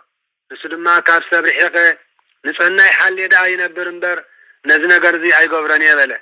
قدس جبريل ملاك دما فقاد فتاريخا كتسعرو يكالك دي بلا لالي بلاك بالحراي كم فقاد املاك يكون بلا نصبحيتو بتزبلو ساعات مسكل كبرى انشيتي النعاريت ابتقو بصحف لالي بلا دما قديمو قدس ملاك بزعلاخي نغيرن يبلا نابا كيدا سزرايتو نغرتو أبا دما كيدكي صوعيه بلا مو صوعته صباح ملكعن كعمل لسانن قدس لالي بلا ري دما نو أبا نقالو أمرعوا كم أبراهام كم ساران صبوق سنة مقبار نبرم تقيم دما نعملها يقلقلو نبرو انتقوني سيطان كان مخصاص عاديس لزي كتب كان مخصاص لزي كتب إذا سبزي نزا قوالدي أبا حيل تمرعي وايلو كم زخصص قبره نقص دما لو خليخو أطوعو 4 حالين قدما أقرفو نقزو مستملسة سويتو مسكال كبرى كم زبالتو حاوي نقص بدحان دي تصوعكا إلى حستتو لالي بلا دما أنس بقدمون مسب كان منبار بس أراويت حشن إلى نيرين حجون أبوي حشن مسب كنبر أيدن لنيه نسخون دلايكي انت دعا كوينو سعاب النبلا نساد ما سعابتو بركا وريدم بعد تقعيتم تغماتو نقول سراويت لي هو كده اليوم جمره اسزحلهم ملعب جبريل ماتيكا يرساليم كيدكا القدسان بوتات تساليمكا كتم الله تقابله قدس لالي بلا دما زحابتيك إلو ملسا نمسكال كبرى مالتيو نمسكال كبرى زحابتيك إلو ملسلو اتملاك زيار دما بايت حسب قدس ميكائيل حلوا بلو قدس ميكائيل دما سب تمثيلو نمسكال كبرى مريحوا كده نامنا يدك عنستيو قدامون أبصحة قدس لالي بلا نو قدس جبريل إنا تقتله كده دقيمو دما كوف بلا باغناف كانت تكا سماي كم زب صحكاني باغناف كانت تكا يرساليم أبصحن قابلو قدس جبريل ملاغ دما أنتا كبر سب عب كبرخا كبري كتركبي لئي يلو بخون فتشكيمو يرساليم أبصحو نقدس لالي بلا قدسان بوتاتات رئيو سقيدو بما يردانس تتميغو بزح تحقوسه قدس لالي بلا ويتا ببوره دبنا تقليسو كبرخا كمتم وانجيل كسبكو عالم ززارو كما هاليا قدس باولوسن بيتروسن يخون كعابلو سلذي او قدس لالي بلا بتسفقات سنعه بكدان كاس تمحسنه كاموت نفسن كابقان مساتن كدحن الكاية عم مقابر كاس سقده والكوتا مقابره كم تسالمه يخون الليلو كالكدان أتولو بدحرزي قدس جبريل بكم فتشكيمو عبت مسكال كبراز زنبرتو قدام أبصحو بذالي تزيعا قويتان نقوس كم زبالو منقستقا نحاوكا هيبكا نتحلف الزي بالله سميوت منقستي كترغبا تعار بلو نستدما منقستو نلالي بلا أركيبو بركا سفيرو أفتس منت مسبسحي عرفة قدس لالي بلا مسنقسة أبوزح بتاتات بيت كريستيان أسرحة أبكتمو أسر تحادة أبيات كريستيانات كاب كوحد قريبو سرحة السرحة زنبرة دما بفقار قضي عدس لزنبرة كا لومي أمت استسرحة نتصبحيتو كلت أمت كوينو يتصنح نبرة وتم قدس لالي بلا زسرحم أبيات كريستيانات دما زام زسعوبو إيام بيت أمانيئل كالاي بيت مدهانيت ثالثاي بيت مريم رابعاي بيت ميكائيل حامشاي بيت غولغوتا شادشاي بيت جورجس شاوعاي بيت مرقوريوس شامناي بيت ليبانوس تاشعاي بيت جبريل عسراي بيت مسكل مبل 11 بيت دناقل زبالو أبيات كريستيانات قدس لاليبلا أبحانت أو اشتحانت بعتي أسرحهم እዞም ኣብያተ ክርስቲያናት እዚኦም ክስርሑ ከለዉ ብገንዘብ ሕፅረት ይሽገር እኳ እንተነበረ ንድኻ ክምፅውት ንጸሎት ተጊሩ ይነብር ነበረ። ለማ ኖ ኤልመን ኩኑ ዝበሃል ወዲ ነበሮ ንመንግስቶም ዝወረሰ ግን ወዲ ሓዉ ንኣኩቶ ለኣብ እዩ። ስለቲ ቅዱስ ቃሉ እግዚአብሔር አምላኽና ዝኸበረን ዝተመስገነን ይኹን። ስለዚ ሎማዓንቲ ዓመታዊ በዓል ሊቀ መላእኽቲ ቅዱስ ሚካኤል ናብ ቅዱስ ቴኦፎምያ ድመጻሉ ዕለት ዘድሓና እዩ። ሊቀ መላእኽቲ ቅዱስ ሚካኤል ናብ ህፃን ባህራኒ መፅኡ ናይ ሞት ደብዳቤ ዝቀየረሉ እዩ። ከምኡ ድማ ቅዱስ ሚካኤል ምስ ቅዱስ ገብርኤል ኮይኑ በዚ ሎማዓንቲ ንዋኑ ቅዱስ ላሊበላ ሰናይ ነገር ዝገበረሉ እዩ ብኩሉ ነገር ማለት እዩ። ስለዚ እዚ ክንፈልጥን ክንርዳእን ይግባአና። ኣነ ንስኻትኩምን እዚ ብሓቂ ክንፈልጥን ክንርዳእን ይግባአና እዩ። ስለቲ ቅዱስ ቃሉ እግዚአብሔር አምላኽና ዝኸበረ ዝተመስገነ እዩ። ካልኣይ ዓመታዊ በዓል ዝኽሪ ዕረፍቶም ንቅዱሳን ሊቃነ ጳጳሳት ዝሃገረ እስክንድርያ እዩ። ኣስማቶም ድማ ኣቦና ብፁዕ ወቅዱስ ኣባ ቄርሎስን ኣቦና ብፁዕ ወቅዱስ ዮስጦስን እዮም። ጸሎቶም ረድኤቶም ይሓልወና ኣሜን። ወርሓዊ በዓላት ሽምዓን ወልዕ ኣማህና ነቕርብ ምጽዋትና ንሃብ እግዚአብሔር ተመስገነ ይኹን። ወርሓዊ በዓል ሎሚ 12 ሰነ ወርሓዊ በዓል ዝኽሪ ሰማዕትነቱን ሐዋርያ ቅዱስ ማቴዎስ እዩ። ሐዋርያ ቅዱስ ማቴዎስ ሓደ ካብቶም 12 ቅዱሳን ሐዋርያት ኮይኑ ካብቶም 4 ወንጌላውያን ድማ እዩ። ዓመታዊ በዓል ዝኽሪ ሰማዕትነቱ ድማ 12 ጥቅምቲ እዩ። ጸሎትን በረኸቱን አይፈለየና አሜን። ካልኣይ ወርሓዊ በዓል ዝኽሪ ቃና ዘገሊላ እዩ። ቃና ዘገሊላ ጎይታናን አምላኽናን መድሓናን ኢየሱስ ክርስቶስ ተኣምር ብምግባር ነቲ ማይ በአምላኽነቱ ናብ ወይኒ ዝቀየረሉ ዕለት እዩ። ኣማላድነት ናይ ኣዴና ቅድስት ድንግል ማርያም ወላዲተ አምላክ ዝተመስከረሉ ዕለት እዩ። ዓመታዊ በዓል ዝኽሪ ቃና ዘገሊላ ድማ 12 ጥሪ እዩ። ሳልሳይ ወርሓዊ በዓል ዝኽሪ ዕረፍቶም ንኣቦና ቅዱስ ኣባ ሳሙኤል ዘዋልድባ እዩ። ኣባ ሳሙኤል ዘዋልድባ ዓመታዊ በዓል ዝኽሪ ዕረፍቶም ድማ 12 ታሕሳስ እዩ። ጸሎቶም በረኸቶም አይፈለየና። ራብዓይ ወርሓዊ በዓል ዝኽሪ ዕረፍቶም ንኣቦና ቅዱስ ብፁዕ ወቅዱስ አባ ዲሜጥሮስ ሊቀ ጳጳሳት ዝሃገረ እስክንድርያ እዩ። ኣቦና ቅዱስ ዲሜጥሮስ ቅድሚ ሊቀ ጳጳስ ኮይኖም ምምራጾም ምስ ሰበይቱ ግን ከዓ ብድንግልና 48 ዓመታት ዝኣክል ዝደቀሰ ቅዱስ ኣቦ እዩ። ጸሎትን በረኸትን ናይ ኣቦና ቅዱስ ዲሜጥሮስ ሊቃነ ጳጳሳት ዝሃገረ እስክንድርያ ምስ ኩላትና ህዝበ ክርስቲያን ይኹን አሜን። ሓሙሻይ ወርሓዊ በዓል ዝኽሪ ንኣባ ያዕቆብ ኣብምኔት ገዳም ደብረ ሊባኖስ እዩ። ጸሎቶምን በረኸቶምን ምስ ኩላትና ህዝበ ክርስቲያን ይኹን አሜን። ስለዚ መዓደናን ስለዘገለጸልናን እግዚአብሔር አምላኽና ስለቲ ቅዱስ ቃሉ ዝኸበረን ዝተመስገነን ይኹን አሜን። ሕሳው ዳኣመት ይግበረልና፣ ሕሳው ዳኣመት ይግበረልና። እግዚአብሔር አምላኽና 60 130 160 ክንፈሪ እግዚአብሔር ቅዱስ ፍቃድ ይኹን አሜን። ወስብሐት ለእግዚአብሔር። ሕሳው ዳኣመት አቡነ ዘበሰማይ አሜን። ስለቲ ቅዱስ ቃሉ ሰማያዊ እግዚአብሔር አምላኽና ዝኸበረን ዝተመስገነን ይኹን። ክቡራን ኣዕንተ እግዚአብሔር ኣቦታት ካህናት፣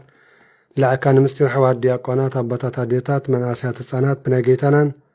ኣምላኽናን መድሓናን ኢየሱስ ክርስቶስ ፍጹም ሰላም ኣብዚ ዘለናዮ ሰላም እግዚአብሔር ምስ ኩላትና ህዝበ ክርስቲያን ይኹን። ድሓን ደምሲኹም ከመይ ኢልኩም ኣምሲኹም ደቂ ማሕበር ትንሳኤ ኣብ ርሑቕን ኣብ ቀረባን ዘለኹም ኩለኹም ህዝበ ክርስቲያን ሰላም እግዚአብሔር ምስ ኩላትና ይኹን። ካብዚ ቀፂልና ፍቃድ እግዚአብሔር አምላኽና ኮይኑ ግብረ ሐዋርያት ምዕራፍ 10 ኢና ከነንብብ ማለት እዩ። መቐፀልታ ናይ ትማሊ ምዕራፍ 9 ግብረ ሐዋርያት ምዕራፍ 10 ኢና ሕጂ ሎሚ ከነንብብ። ኩላትና እዚ ቪድዮ ሸር ንግበሮ። ኣትኹም እንተ ደኣ ሃልይኹም ኩልኹም በረከት ኣካፍሉ። ከምቲ ሰላም ዘለዎ መዓልቲ ዘውዓለና እግዚአብሔር አምላኽ ሰላም ዘለዎ ምሸት ድማ የምስየና አሜን። በስመ አብ ወወልድ ወመንፈስ ቅዱስ አሃዱ አምላክ አሜን። በስመ አብ ወወልድ ወመንፈስ ቅዱስ አሃዱ አምላክ አሜን። በስመ አብ ወወልድ ወመንፈስ ቅዱስ አሃዱ አምላክ አሜን። ግብረ ሐዋርያት ምዕራፍ 10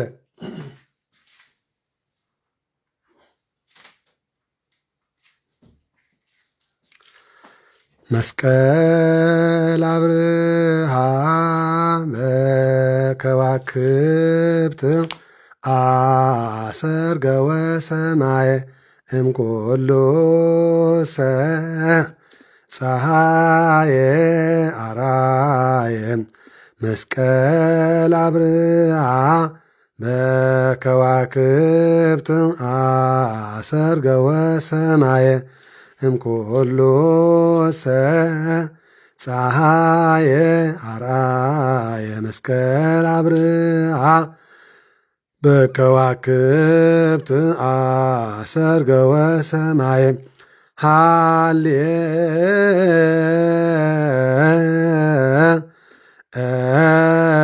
ሃሌሉያ እሞቦ ብእሲ እምእመናን ዞቦአ ቤተ ክርስቲያን በጊዜ ቅዳሴ ዘይሰምዐ መጻሕፍተ ቅዱሳተ ወይተአገሰ እስከ ይፈጽሙ ጸሎተ ቅዳሴ ወይተመጠወ እምቁርባን ይሰደድ መቤተ ክርስቲያን እስመ አማሰነ ሕገ እግዚአብሔር ወአስተሐቀረ ቆሞተ ቅድመ ንጉሥ ሰማያዊ ንጉሠ ሥጋ ወመንፈስ ከመዝ መሃሩነ ሐዋርያት አብጥሊሶሙ ከመዝ መሃሩነ ሐዋርያት በአብጥሊሶሙ ከመዝ መሃሩነ ሐዋርያት በአብጥሊሶሙ አንቲ ውእቱ መሰበ ወርቅ ንጹሕ እንተ ውስቴታ መናህቡ ህብ ዘወረደ እምሰማያት ወሀበ ሕይወተ ለኩሉ ዓለም ወሀበ ሕይወተ ለኩሉ ዓለም ወሀበ ሕይወተ ለኩሉ ዓለም። በስመ አብ ወወልድ ወመንፈስ ቅዱስ አሃዱ አምላክ አሜን። መጽሓፈ ግብረ ሐዋርያት ምዕራፍ 10 ናይ ቅዱሳን ሐዋርያት ተአምር ናይ ቅዱሳን ሐዋርያት መልእኽቲ ናይ ቅዱሳን ሐዋርያት ገድሊ ዘስተምር ክፋል ቅዱስ መጽሓፍ ቅዱስ አሜን። ግብረ ሐዋርያት ምዕራፍ 10 ሐዋርያ ቅዱስ ጴጥሮስን ቀርኔሌዎስን። ኣብ ቂሳርያ ቀርኔሌዎስ ስሙ ሰብኣይ ነበረ። ንሱ ኣብቲ ኢጣልያዊ ጭፍራ ዝበሃል ክፍሊ ሰራዊት ሓለቓ ሚእቲ ነበረ። ንሱ ምስ ኩሉ ስድራ ቤቱ ንእግዚአብሔር ኣምላኽ ዘመልኽ መንፈሳዊ ሰብ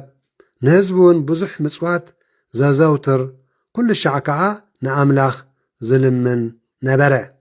ብታሽዒቲ ሰዓት ናይ መዓልቲ ኣቢሉ ድማ ብጉሁድ ትርኢት መልኣኽ ኣምላኽ ናብኡ ኣትዩ ኦ ቀርኔሌዎስ ክብሎ ከሎ ረአየ። ብስምባደ እናጠመቶ ከዓ እንታይ እዩ ጐይታይ በሎ። እቲ መልኣክ ድማ ከምዚ በሎ፣ ጸሎትካን ምጽዋትካን ናብ ቅድሚ ኣምላኽ ነሆ ንመዘካርታ ዓሪግ እዩ።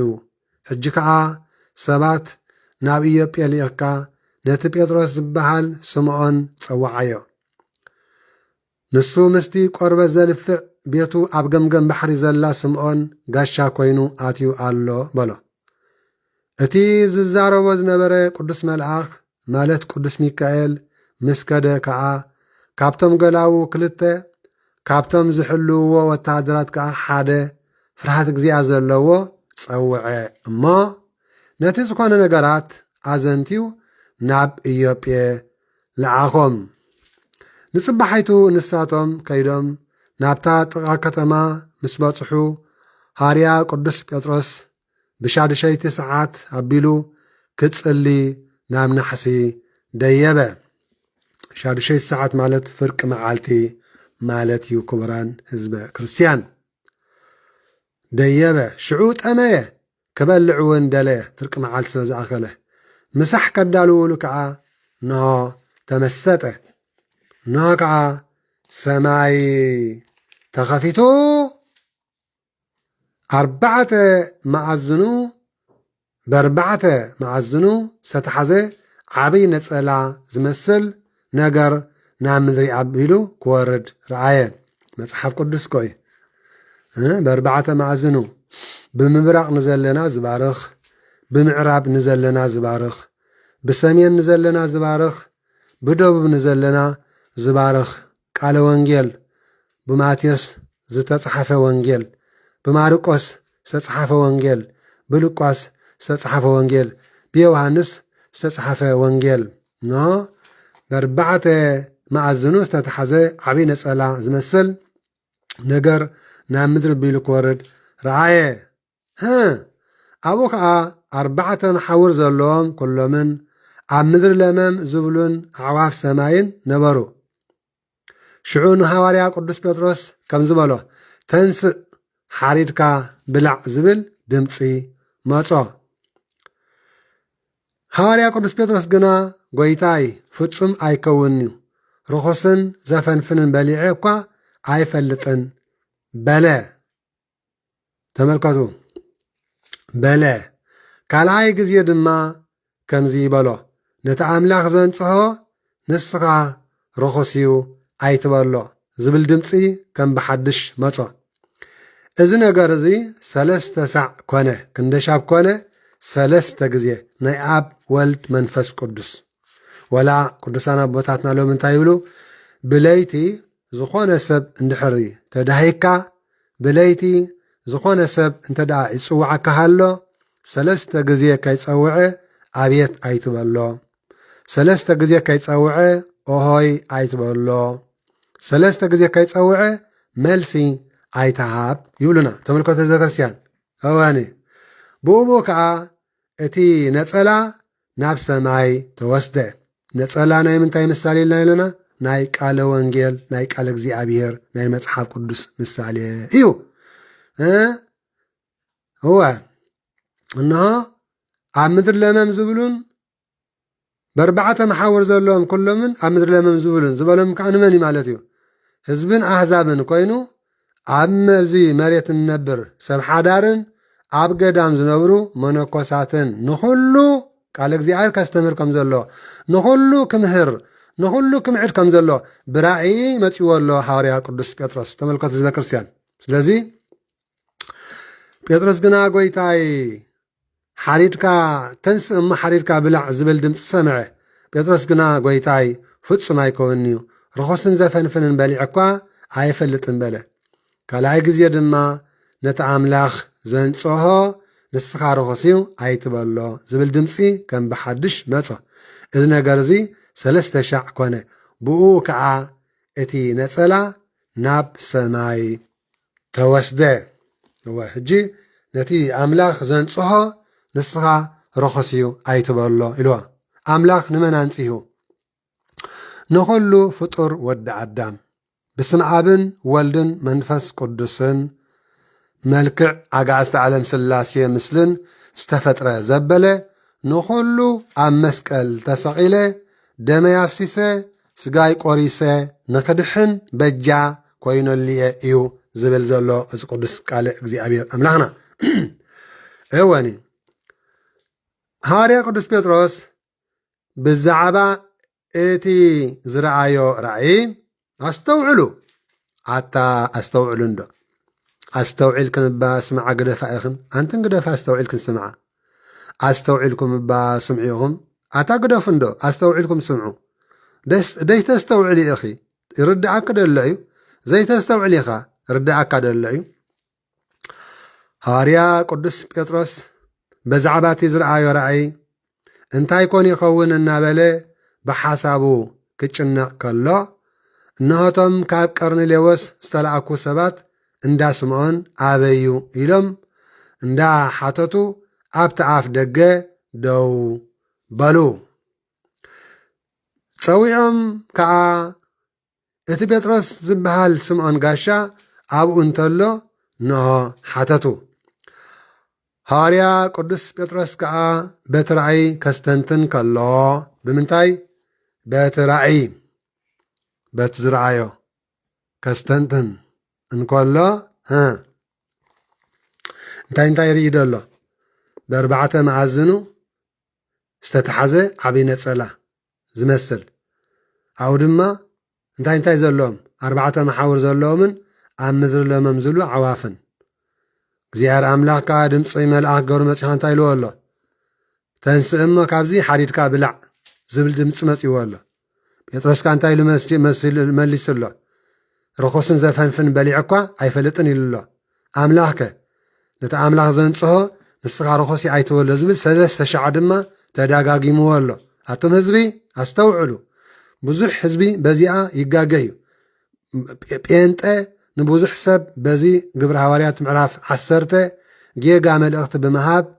ጌጋ ምላሽ ብምሃብ ጌጋ ትርጉም ብምሃብ ጌጋ መብርህ ብምሃብ እንሆ የጋጊዩ እማት እዩ ጾም ንኸይጸውም ዝረኸቦ እንስሳ ንኽበልዕ እዚ ስጋ ዘይሉ ከይፈለ ንኩሉ ንኽበልዕ ኩሉ ይብላዕ ኢሎም ዘጋጊዩላ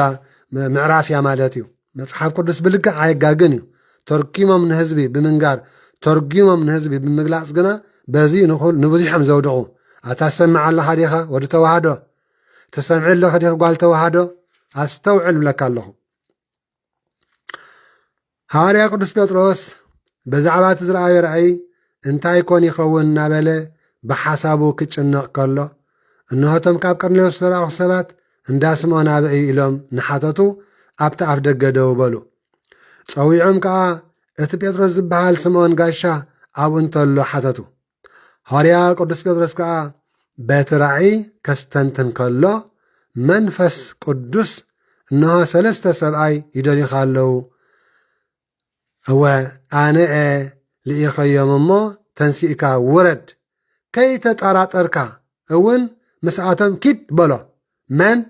መንፈስ ቅዱስ መን እዩ ዝልእኾ ዘሎ መንፈስ ቅዱስ መንፈስ ቅዱስ ንመን ይልእኾ ኣሎ ንሐዋርያ ቅዱስ ጴጥሮስ ናበይ ናብ እንዳ ቀርኔሌዎስ ቀርኔሌዎስ እንታይ ዝገብር ጸሎት ዘዘውትርን ምጽዋት ከዓ ኩሉ ግዜ ዝህብን ቁኑዕ ሰብ ተመልከቱ እሺ እሞ ጴጥሮስ ከዓ እንሆ ከይተጠራጠርካ መንፈስ ቅዱስ እንሆ 3 ሰብኣይ ይደሊኻ ኣለዉ ኣነአ ልኢኸዮም እሞ ተንሲእካ ውረድ ከይተጠራጠርካ እውን ምስኣቶም ኪድ በሎ ሽዑ ሐዋርያ ቅዱስ ጴጥሮስ ናብቶም ሰባት ወሪዱ ከምዚ በሎም እንሆ ተመልከቱ እንሆ 3 እንሆቲ እትደልይዎ ዘለኹም ሰብ ኣነአ ስለምንታይ መጺእኩም በሎም ንሳቶም ከዓ ቀርኔሌዎስ እቲ ሓለቓ ሚእቲ ብኹሉ ህዝቢ ኣይሁድ ዝተመስከረሉ ንእግዚኣብሔር ኣምላኽ ዘመልኽ ጻድቕ ሰብኣይ ናብ ቤቱ ክጽዋዓካ ካባኻ ድማ ቃል ክሰምዕ ቃል ህይወት ቃለ ሰላም ቃለ ምሕረት ቃለ ተስፋ ቃለ እምነት ቃለ ናይ ልቢ ዕረፍቲ ዘለዓለማዊ ናይ ስጋን ናይ ነፍስን መድሃኒት ካባኻ ድማ ቃል ክሰምዕ ብቅዱስ መልኣኽ ተነጊርዎ ኣሎ በልዎ ብመን ብቅዱስ መልኣኽ ሊቀ መላእኽቲ ቅዱስ ሚካኤል ክርስቲያን ተመልከቱ እንታይ ክትገብሩ ኢኹም ናብ ማሕበር ትንሳኤ መፂኹም ዘለኹም ቅዱስ ቃል ክሰምዑ እንታይ ክትገብራ ኢኹም ናብ ማሕበር ትንሳኤ መፂኹም ዘለኹን ቅዱስ ቃል ክሰምዓ ሓቀዶ ካልእ ዘራኸብ ጉዳይ ኣለና ድዩ ካልእ ዘራኸብ ጉዳይ ኣለኩም ድዩ ማሕበር ትንሳኤ እኮ መልእኽቲ ናይ ሰማያዊ ኣምላኽ ተመሓላልፍ ጉባኤ ማሕበርና እያ ኣስተውዕልኩም ስምዑ ስለዚ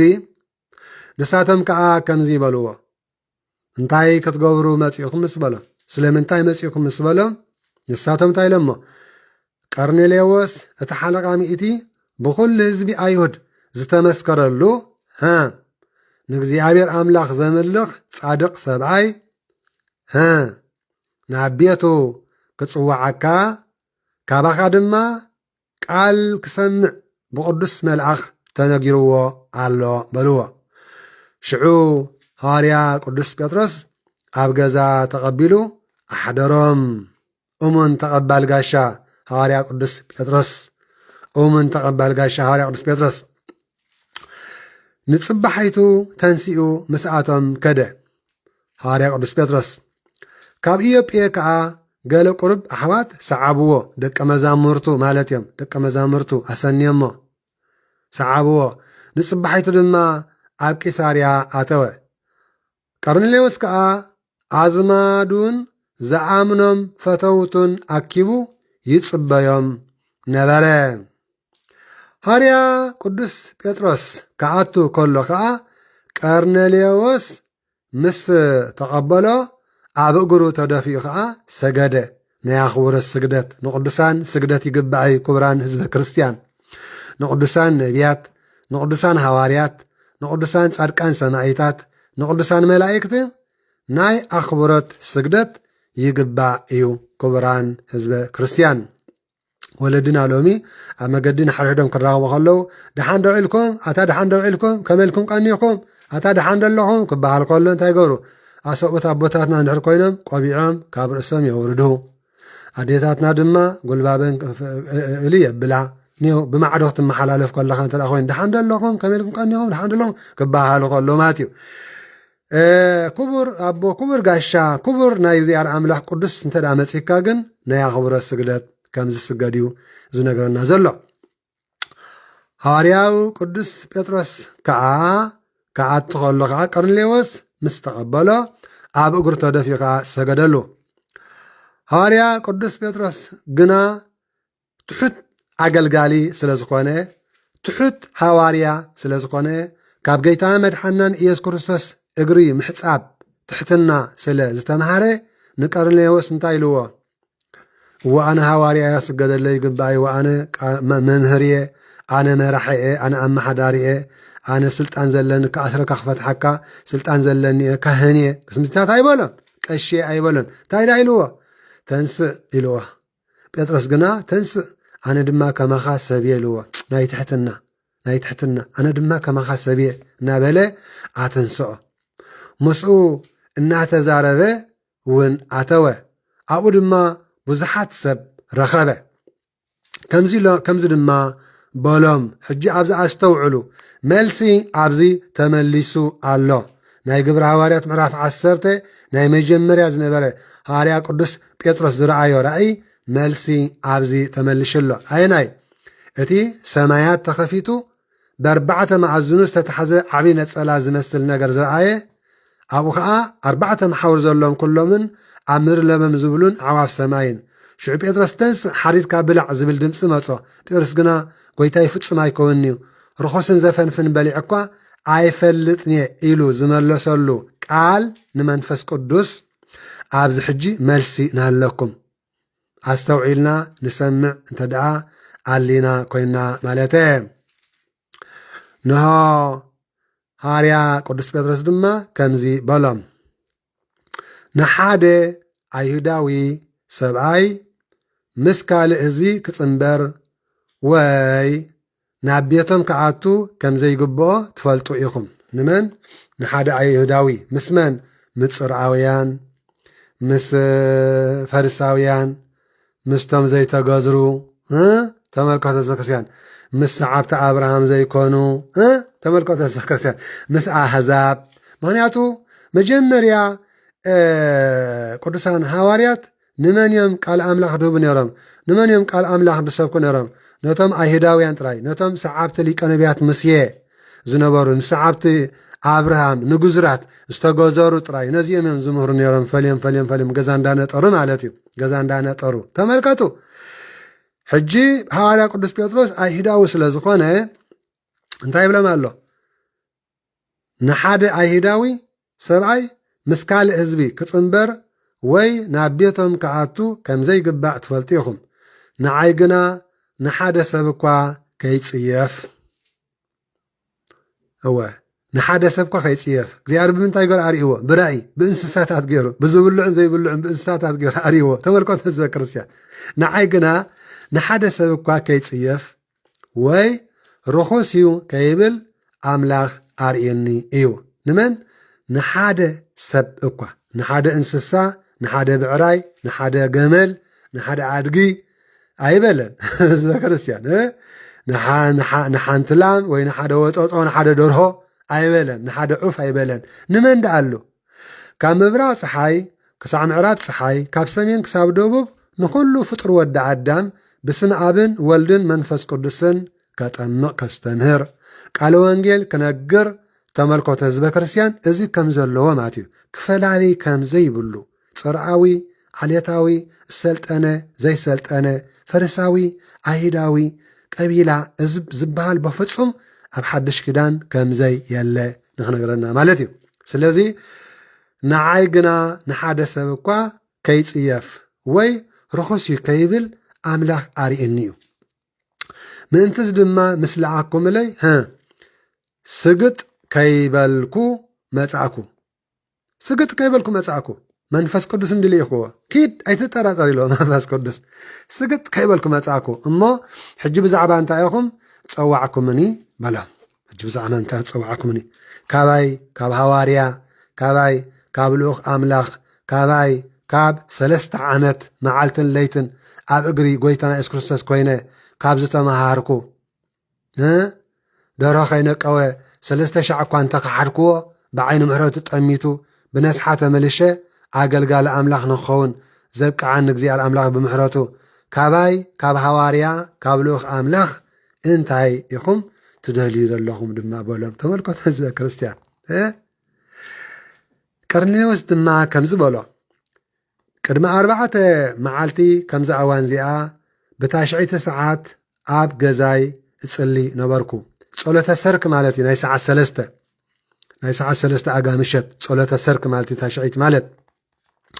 تصلي نبركو نهكا زن صبر قدان استخدنا سبعي آب قدمي دو بلا ملائك زي عبير مالتيو سلازي صعدا كدان زن صبر كدان استخدنا سبعي يبلولو نمنتاي قرنيلوس جنا قال زي على ملاك سلازي تمهاره قرنيلوس جنا بسم ابن ولد منفس قدسن طمقت سلازي تطمقه قرنيلوس جنا ناب 12 قدسان حوارياتن ناب 7 كلتن قدسان اردئتن ناب 36 قدسان انستن ناب 120 محبر اردئتي سحابتي ኢየሱስ ክርስቶስ ስላሴ ገና ስለዘይ ተጸንበረ ዘሎ ነቲ ጻዕዳ ዘንጸባርቕ ኩሉ ብእግዚአብሔር ጸጋ ዝተጎናጸፈ ቅዱስ መልአክ ቅዱስ ሚካኤል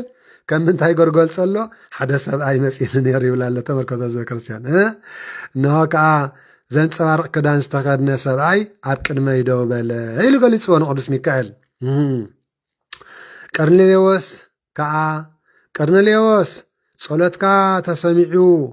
ምጽዋትካ ድማ ኣብ ቅድመ ኣምላኽ ሓሪግ እዩ ስለዚ ናብ ኢዮጵያ ልኢኽካ ነቲ ጴጥሮስ ዝበሃል ስምዖን ጸዋዓዮ ንሱ ኣብታ ኣብ ገምገም ባሕር ዘላ ቤት እንዳቲ ቆርበት ዘልፍዕ ስምዖን ተቐሚጣ ኣሎ ንሱ ምስ መጸ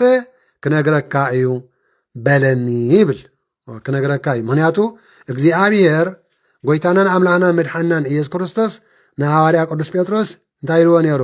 3,000 ኢልዎ ነይሩ ጴጥሮስ ኣባጊዕ ይሓሉ ጴጥሮስ ኣባጊዕ ያብልዕ ጴጥሮስ ዕያውተይ ይሓሉ እንዳበለ ጴጥሮስ ወተፍቅረኒ ዲኻ ስምዖን ተፍቅረኒ ዲኻ ኬፋ ተፍቅረኒ ዲኻ እንዳበለ 3,000 ጌታ ኢየሱስ ይምርምሮ ነይሩ ከመይ ዝኣመሰለ ተመልከቶ ህዝበ ክርስቲያን ተገድሽ መታን ቃል ኣምላኽ ከስተምር መታን ከምዕድ እዚ ኩሉ ነገራት ማለት ተመልከቶ ህዝበ ክርስቲያን ስለዚ መጺኡ ክነግረካ እዩ በለኒ ኢሉኻ ቀርኔሌዎስ ማለት እዩ ልኡኻ ኣምላኽ ስለ ዝኾነ ጴጥሮስ ሽዑ ካብኡ ናባኻ ለኣኹ ንስኻ ድማ ብምምጻእካ ጽቡቕ ገበርካ ሕጂ ከዓ ካብ ጎይታናን ኣምላኽናን መድሓናን ኢየሱስ ክርስቶስ ዝተኣዘዝካዮ ዘበለ ምእንቲ ክንሰምዕሲ ኩላትና ኣብ ቅድሚ ኣምላኽ ኣብዚ እኔና ይብል ኣለኹም ዶታቱም ህዝቢ ኣለኹም ዶ ኣብ ማሕበር ትንሳኤ ኣለኹም ንጎን ምሸትን እግዚአብሔር ይባርከና ይባረኩም ኣብዚ እኔና በለ ሐዋርያ ቅዱስ ጴጥሮስ ብድሕሪ እዚ ዘስምዖ ቃል هواني قدس سمعون زسمعون سبكت كم زبلة شعو حواريا قدس بيطرس كم زيلو كزارب جمره ኣብ ዝኾነ ይኹን ሃገር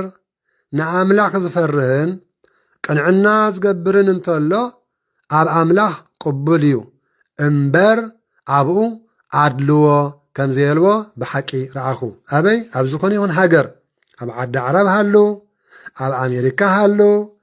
ኣብ ኣውስትራልያ ንሃሉ፣ ኣብ ካናዳ ንንበር፣ ኣብ ዓዲ እንግሊዝ ንንበር፣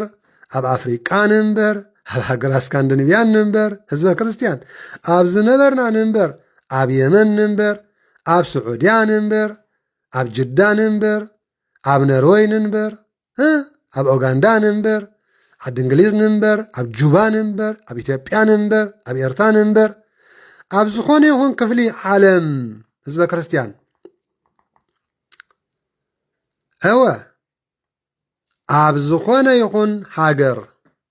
ንእግዚኣብሔር ኣምላኽ ዝፈርህን ቅንዕና ዝገብርን እንተሎ ኣብ ኣምላኽ ቅቡል እምበር ኣብኡ ኣድልዎ ከም ዘየልዎ ብሓቂ ረኣኹ። እግዚኣብሔር ኣምላኽ በቲ ጎይታ ኩሉ ዝኾነ ጎይታናን ኣምላኽናን መድሓናን ኢየሱስ ክርስቶስ ንደቂ እስራኤል ሰላም እናበሰረ ዝለኣኾ ቃል እዚ እዩ። እቲ ድሕሪታ ዮሃንስ መጥምቕ ዝኣወጀላ ንሆ ጥምቀት ካብ ገሊላ ጀሚሩ ክሳብ ይሁዳ ዝኾነ ነገር ትፈልጥዎ ኢኹም። እግዚኣብሔር ኣምላኽ ከመይ ኢሉ ንጌታ መድሓናን ኢየሱስ ክርስቶስ በዓል ናዝሬት ብመንፈስ ቅዱስን ብሓይልን ከም ዝቐብኦ ንሱ ከዓ ኣምላኽ ምስኡ ስለ ዝነበረ ኣብ ኩሉ ጽቡቕ ከም ዝገበረን ንኹሎም ነቶም ሰይጣን ዝኣሰሮም ተመልከቱ። ሰይጣን ዝኣሰሮም ከም ዝሕወየ እውን ባዕልኻትኩም ትፈልጥዎ ኢኹም። ንሕና ከዓ ናይቲ ኣብ ሃገር ይሁዳን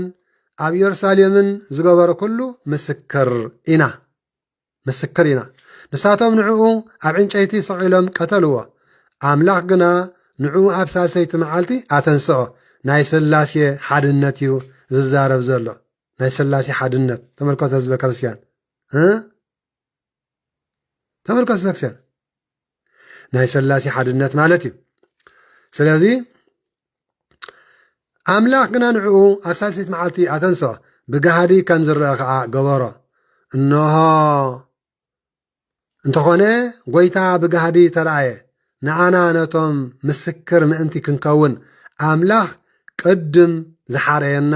እወ ንዓና ነቶም ካብ ምዉታት ድሕሪ ምትንስኡ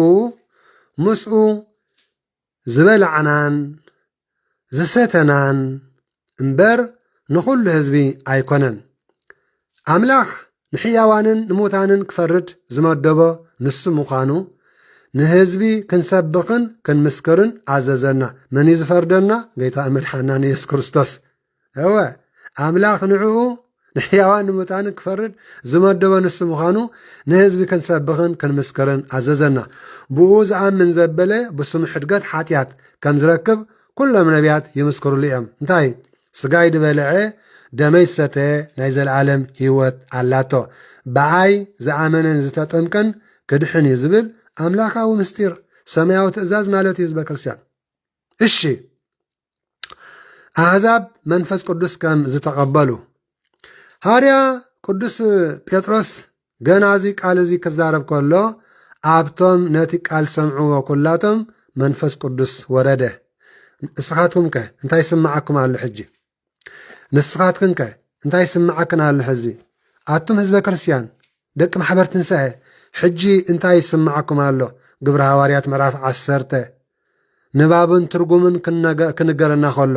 ንባብን ትርጉም ክንገረኩም ከሎ ሕጂ እንታይ ይስምዓኩም ኣሎ? እንታይ ይስምዓክን ኣሎ? ኣብቲ ሰዓት እቲ ዝነበሩ ህዝቢ ሃርያ ቅዱስ ጴጥሮስ እዚ ቃል እዚ ክምስክረሎም ከሎ ኣብቶም ነቲ ቃል ዝሰምዕዎ ኩላቶም መንፈስ ቅዱስ ወረደ። እቶም ካብ ወገን ኣይሁድ ዝኾኑ ምስ ቅዱስ ጴጥሮስ ዝመፁ ኣመንቲ፣ እቶም ኣሕዛብ ብቋንቋታት ክዛረቡን ንእግዚኣብሔር ኣምላኽ ከመስግኑን ስለ ዝሰምዑ ኣብ ኣሕዛብ ድማ ህያብ መንፈስ ቅዱስ ስለ ዝፈሰሰ ተገረሙ ሽዑ ሃዋርያ ቅዱስ ጴጥሮስ ከምዚ ኢሉ ቃል መስከረ እዚኣቶም ከማና መንፈስ ቅዱስ ካብ ተቐበሉስ ብማይ ከይጥመቑ ክኽልክሎም ዝኽእል ደኣ መን እዩ በለ ብስም ገይታናን ኣምላኽናን መድሓናን ኢየሱስ ክርስቶስ ክጥመቑ ከዓ ኣዘዞም ድሕሪዚ ድማ ንገለ ቁሩብ መዓልቲ ምስኣቶም ክቕኒ ለመንዎ ህዝበ ክርስቲያን ነናሓድሕድና ንናፋፈቕ ተናፋፈቕቲ ንኹን ትናፍቑና ዶ ንሕና እናፍቐኩም ኢና ነዚ ጉባኤ ትናፍቕዎ ዶ ነዚ ማሕበር ትናፍቕዎ ዶ እዛ ጸሎትና ንጎን ምሸትን ትናፍቕዋ ዲኹም ነናሓድሕድና ተናፋፈቕቲ ንኹን ክቡራን ህዝበ ክርስቲያን እሞ ስለዚ ነቲ ተናፋቒ ዝኾነ መምህር ነቲ ተናፋቒ ዝኾነ ጓሳ ነቲ ተናፋቒ ዝኾነ መራሒ ሃይማኖት ሃዋርያ ቅዱስ ጴጥሮስ እዞም ህዝቢ እዚኦም ምሳና ቀኒ በልዎ ንናፍቐካ ኢና ምሳና ቀኒ ናይ ድሕነት ቃል ክትምህረና ናይ ድሕነት ቃል ክትነግረና ናይ ሰላም ናይ ፍቕሪ ናይ ምሕረት ቃል ክትነግረና ምሳና ቀኒ ኢሎሞ ድሕሪዚ ድማ ንገለ ቁሩብ መዓልቲ ምስኣቶም ክቕኒ ለመንዎ መራሒ ሃይማኖት ምሳኻ ቅኒ ኣለዎ ጸሎት ዝመርሐካ ሰብ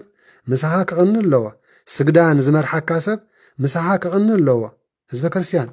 ጸሎት ዝነግረካ ሰብ ምሳኻ ክቕኒ ኣለዎ ስግዳን ዝመርሐካ ምሳኻ ቅኒ ኣለዎ ናይ ጾም ጥቕስታት ኣበይ ከም ዝርከብ ዝነግረካ ናይ ምጽዋት ጥቕስታት ኣበይ ከም ዘሎ ዝነግረካ ናይ ስእሊ ቅዱሳን ክብሪ ኣበይ ከም ዘሎ ዝነግረካ ብዛዕባ ትርጉም ማይ ጸሎት ኣበይ ናይ መጽሓፍ ከም ዘሎ ዝነግረካ መራሒ ሃይማኖት ምሳኻ ቅኒ ብዛዕባ ጥምቀት ብዛዕባ ንስሓ ብዛዕባ ቅዱስ ቁርባን ብዛዕባ ትምህርተ ድሕነት ብዛዕባ ጻውዒት ቤተ እግዚኣብሔር ዘስተምህር ቅዱሳን መጽሓፍቲ እንዳነገረካ ብዛዕባ ነገረ ማርያም ብዛዕባ ነገረ መላእክቲ ብዛዕባ ነገረ ቅዱሳን ብዛዕባ ሓድነትን ሰለስትነትን ስላሴ ዘስተምህር ቃል እንዳነገረካ መራሒ ሃይማኖት ምሳኻ ክቕኒ ክንደይ ደስ ዝብል ማለት እዩ ህዝበ ክርስቲያን ንሃዋርያ ቅዱስ ጴጥሮስ ተመልከቱ ህዝበ ክርስቲያን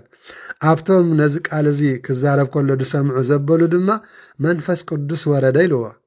መንፈስ ቅዱስ ወረደ ብስም ኣብን ወልድ መንፈስ ቅዱስን ስላሴ ድማ ተጠምቁ ብስም ኢየሱስ ክርስቶስ ክጥምቁ ኩሎም ኣዘዞም ድሕሪዚ ድማ ንገለ ቁሩብ መዓልቲ ምስኣቶም ክቕኒ ለመንዎ ይብል ህዝበ ክርስቲያን ስለዚ ክሳብ ዘለና ቃል እግዚኣብሔር ንመሃር ንመዓዓድ ንተሃናነጽ ንዳጋገፍ ተስፋ ንወሃሃብ ምእንታና ጸልዩ ምእንታኹም ከም ፍቓድ ኣምላክ ክንጽልእ ኢና ምእንታና ጸልዩ ኣይኽን ፍቕሪ ብጻይ ሃልወና ፍቕሪ ሕዋት ይብዛሕ ስለ ኩሉ ነገር ንእግዚኣብሔር ኣምላኽና ይብጽሓዮ ክብሪ ምስጋና ርሑሳዊ ደኣመት ስለዚ እዚ ጾመ ሃዋርያት ኣነን ንስኻትኩምን ከምዚ ኢልና ብስኒትን ብፍቕርን ተኣኪብና ንጉሆን ምሸትን ከም ሓደ ቃል ኮይና ክቡራን ህዝበ ክርስቲያን ኩሉ እዚ ኣብ ግብረ ሃዋርያት ደሎ ትርጉም መጽሓፍ ክንመሃሮ እግዚኣብሔር ሰናይ ፍቓድ ይኹን ስለዚ ኣብ ሓድሽ ኪዳን ዝብልዑ እንስሳታት ኣለዉ ዘይብልዑ እውን ኣለዉ እዚ ትርጉም ናይ መጽሓፍ ቅዱስ ግብረ ሃዋርያት ምዕራፍ 10 ግና ንህዝብን ኣሕዛብን ከይፈላለኻ ኣስተምህር ንህዝብን ኣሕዛብን ከይፈላለኻ ገስጽ ንኹሉ ኣብ ሓድሽ ኪዳን ጌታና ኢየሱስ ክርስቶስ ምእንቲ ምልእቲ መጃ ዓለም ከምቲ ኣብ ወንጌል ዮሃንስ ምዕራፍ 3 ፍቕዲ 16 ወንጌል ዮሃንስ ምዕራፍ 3 ፍቕዲ 16 ጌታና ኢየሱስ ክርስቶስ ምእንቲ መጃ ምልእቲ ዓለም ኣብ መስቀል ተሰቒሉ ከም ዘድሓነና ዝነገር ስለ ዝኾነ ኣብ ሓድሽ ኪዳን ግዙርን ዘይግዙርን ጭዋን ባርያን ኣይሁዳውን ፈሪሳውን ህዝብን ኣሕዛብን ከይበልካ ንኹሉ ቃለ ወንጌል ኣስተምህር ንኽብሎ እዩ ንሃዋርያ ቅዱስ ጴጥሮስ ብመልክዕ በርባዕተ መኣዝኑ ዝተተሓዘ ነፀላ ኣብኡ ድማ 4 መሓውር ዘሎም እንስሳታትን ዝበርዕ ኣዕዋፍን ዝበሎም እቶም 4 መሓውር ዘሎም እንስሳታት ማለቱ ንሕና ኢና እዞም ኣብዚ ዓለም ንነብር ናይ ስጋን ናይ ነፍስን ናይ መንፈስን ናይ መነባብሮን ዓለም ተታሒዝና ዘለና የዕዋፍ ሰማይ ዝበሩ ዝበሎም ድማ ክንፊ ናይ ድንግልና ተዋህቦም ገዳማውያን መነኮሳት ንኹሎም ኣፋቂርካ ንኹሎም ንምንታይ ኣብ ዓለም ክንነብር ፓትርያርክ የድልየና ሊቃነ ጳጳሳት የድሊና ኤጲስቆጶሳት የድሊና ካህናት የድሊና ዲያቆናት የድሊና ንስኻትኩም ምእመናን ኣቦታት ኣዴታት ተድሊና ተካእ ወለዶ መንእሰያት የድልየና ህፃናት የድሊና ንኹሉ ስለ ዘድሊና ቤተ ክርስቲያን ንኹሉ ዝሓቆፈት እያ እሞ እዞም ብስምን ኣብን ወልድን መንፈስ ቅዱስን ዘጥመቕካዮም ሕሩያት ዘርኢ ናይ ሓድሽ ኪዳን ወረስቲ መንግስተ ሰማያት ካብዚኦም ንሓደ እኳ ከይተጥፍእ ንኹሎም ብዘያድልዎ ብዘይ ዓሌትነት ብዘይ ተጓባልነት መሃርን ገስፅን ኣስተምርን መዓድን ተስፋ ይሕድር ብምባል እዩ ንሃዋርያ ቅዱስ ጴጥሮስ እግዚኣብሔር መንፈስ ቅዱስ ተገሊጹ ነዚ ራእይ እዚ ክርኢ ኣብቅዕዎ እሞ ምስጋና ይብፅሓዮ ልብና ነዚ ዝተነገረ ቅዱስ ቃል ኣምላኽ ዘዓቁር ይግበሮ ዘዓቁር ኩላትና ንሰማዕ ኣለና ምስማዕ ጥራይ ደይኮነ ተግባር ክንገብር ተግባር ክንፍፅም ኣብ ተግባር ክንሓልፍ ድማ እግዚኣብሔር ኣምላኽና ናቱ ሰናይ ፍቓድ ይኹን ዝመዓደናን ዝገሰፀናን ልዑለ ባህሪ እግዚኣብሔር ኣምላኽና ይብፅሐከ ምስጋና ፅባሕ ስግዳን ኣለና ዕለተ ዓርቢ እዩ ዕለተ ዓርቢ ኩሉ ግዜ ከም ዓርቢ ስቕለት ሕሰብዎ ኣብ ልብኹም ዕለተ ዓርቢ ኩሉ ግዜ ከም ዓርቢ ስቕለት ሕሰብዎ ኣብ ኣእምሮኹም ኣታ ህዝቢ ንቓሕ ተማህለል ኣንታ ህዝቢ ንቓሕ ጸሊ ኣንታ ህዝቢ ንቓሕ ተማህለል ንሰላም ድለያ ንሰላም ኣናድያ እወ ንሕብረት ንሰላም ንድለያ ንናድያ ህዝበ ክርስቲያን እሞ እግዚኣብሔር ዝተመስገነ ይኹን እሺ እምበኣር ናብ ብራቼ ንተስእ ኩላትና ኣቡነ ዘበሰማያት ክንወሃብ ኢና ብራቼ እግዚኣብሔር ብሩኽ ምሸት ተምስየና ኣሜን ወወልድ ወመንፈስ ቅዱስ ኣሐዱ ኣምላክ ኣሜን ኣይንቲ እግዚኣብሔር ኣቦታተይ ካህናት ኣሕዋት ኣሃው ዲያቆናት ከምኡውን ኩልኻትኩም ኣብዚ ዘለኹም ህዝበ ክርስቲያን ቅዱሳን ኣቦታት ቅዱሳን ኣዴታት ከምኡውን ብኣርብዓን ብሰመንያን ዝተጠመቁ ህፃናት ነዚ ቃል እዚ ኣብዚ ኣምሲናዮ ዘለና ነቲ ፀሎት ካብ ልቢ ዝምንጩ ሆታ ስለ ዝኾነ ቃላት ጥራሕ ዝገልፅዎ ስለ ዘይኮነ ብተመስጦ ልቢ ብመንፈሳዊ ሓሳብ ብንፁሕ ህልና ናብ ኣምላኽና እንምስጠሉ ምስ ፈጣሪና እንረኸበሉን ስለ ዝኾነ ኣብዚ ማህበረ ትንሳኤ ዝመፃኹም ኩልኻትኩም ከመይ ውዒልኩም እግዚኣብሔር ይመስገን ቅዱስ እግዚኣብሔር ኣምላኽና ዝኸበረን ዝተመስገነን ይኹን ስለዚ ቃል እግዚኣብሔር ፀሎትን ኣምሲኹም ኢኹም ምንም ንውስኸል የለን ናብቲ ተሪፉ ዘሎ ፀሎት ይምሃረና እሞ ኩላትና ንእግዚኣብሔር ኣምላኽና ብሕልና ዘለና ፍቕሪ ብፀሎት እግዚኣብሔር ድማ ተቐቢሉ ፀሎትናን ኩሉ ምህለላናን ከቕበለልና ንፀሎት ዝኸውን ሕልና ንሰብስብ መሃሪ ኣምላክ ይምሃረና ተሳሃሊ ኣምላክ ይሳሃለና በረከተ እግዚእነ ኢየሱስ ክርስቶስ በረከታ ረድኤታ መብርሃን የካፍለና እግዚአብሔር ኣምላክ በረከተ ኩሎም ቅዱሳን መላእክት የካፍለና ዝናብ ምሕረት በረከት ይወርደልና ሰላም ይሃበና ፍቅርን ሰላምን ይወርደልና ስደትና ስደት ቤተናን መድኃኒናን ኢየሱስ ክርስቶስ ይግበረልና እግዚአብሔር ኣምላክ ቅዱስ እግዚአብሔር ኣምላኽና ኣብ መላእ ዓለም ድማ ሰላምን ምሕረትን ኣውርደልና ኣብ ጨንቅን ኣብ መከራን ዘለው ህዝብና በዛ ሰዓት እዚኣ ዝብላዕ ዘይብሎም ኣብ ፈቆዶ ቁርን ኣሳሒታን ዘለው ህፃናት ቤት ማእሰርትን ባህሩርን ብዝተፈላለዩን መከራን ንዘለው ህዝብና ኣብ ኩናትን ኣብ ሕሱም መከራን ንዘለው እግዚአብሔር ኣምላኽና ምሕረትካ ኣውርደልና ቅዱስ እግዚአብሔር ኣምላኽና ሕሙማን ይፈውሰልና እግዚአብሔር ሕያዋን ይቀበልና ቅዱስ እግዚአብሔር ኣምላኽና ዝዓረፉ ኣቦታትናን ኣሕዋትናን ድማ ምስ ኣብርሃምን ይስሐቅን ያዕቆብን ኣንብረልና እግዚአብሔር ኣበተረወ ገነት ወሃበተ ነጽፈ ዕረፍት ይበል እግዚአብሔር ኣምላኽ ኣቡነ ዘበሰማያት ንበል አቡነ ዘበሰማያት ቅዱስመከ ትምጻእ መንግሥትከ ወይኩን ፈቃድከ በከመ በሰማይ ከማሁ በምድር ሲሳየነ ዘለለዕለትነ ሀበነ ዮም ለነ አበሳየነ ደጋየነ ከመነን ንህድግ እዛ አበሰለታ በአን እግዚኦ ውስጥ መንፈቅ አላድነና ባላንም ኩሉ እኮይ እስመ ዚአከ ይእቲ መንግስት ኃይል ወስብሐት ክብር ዓለም አሜን በሰላም ቅዱስ ገብርኤል መልአክ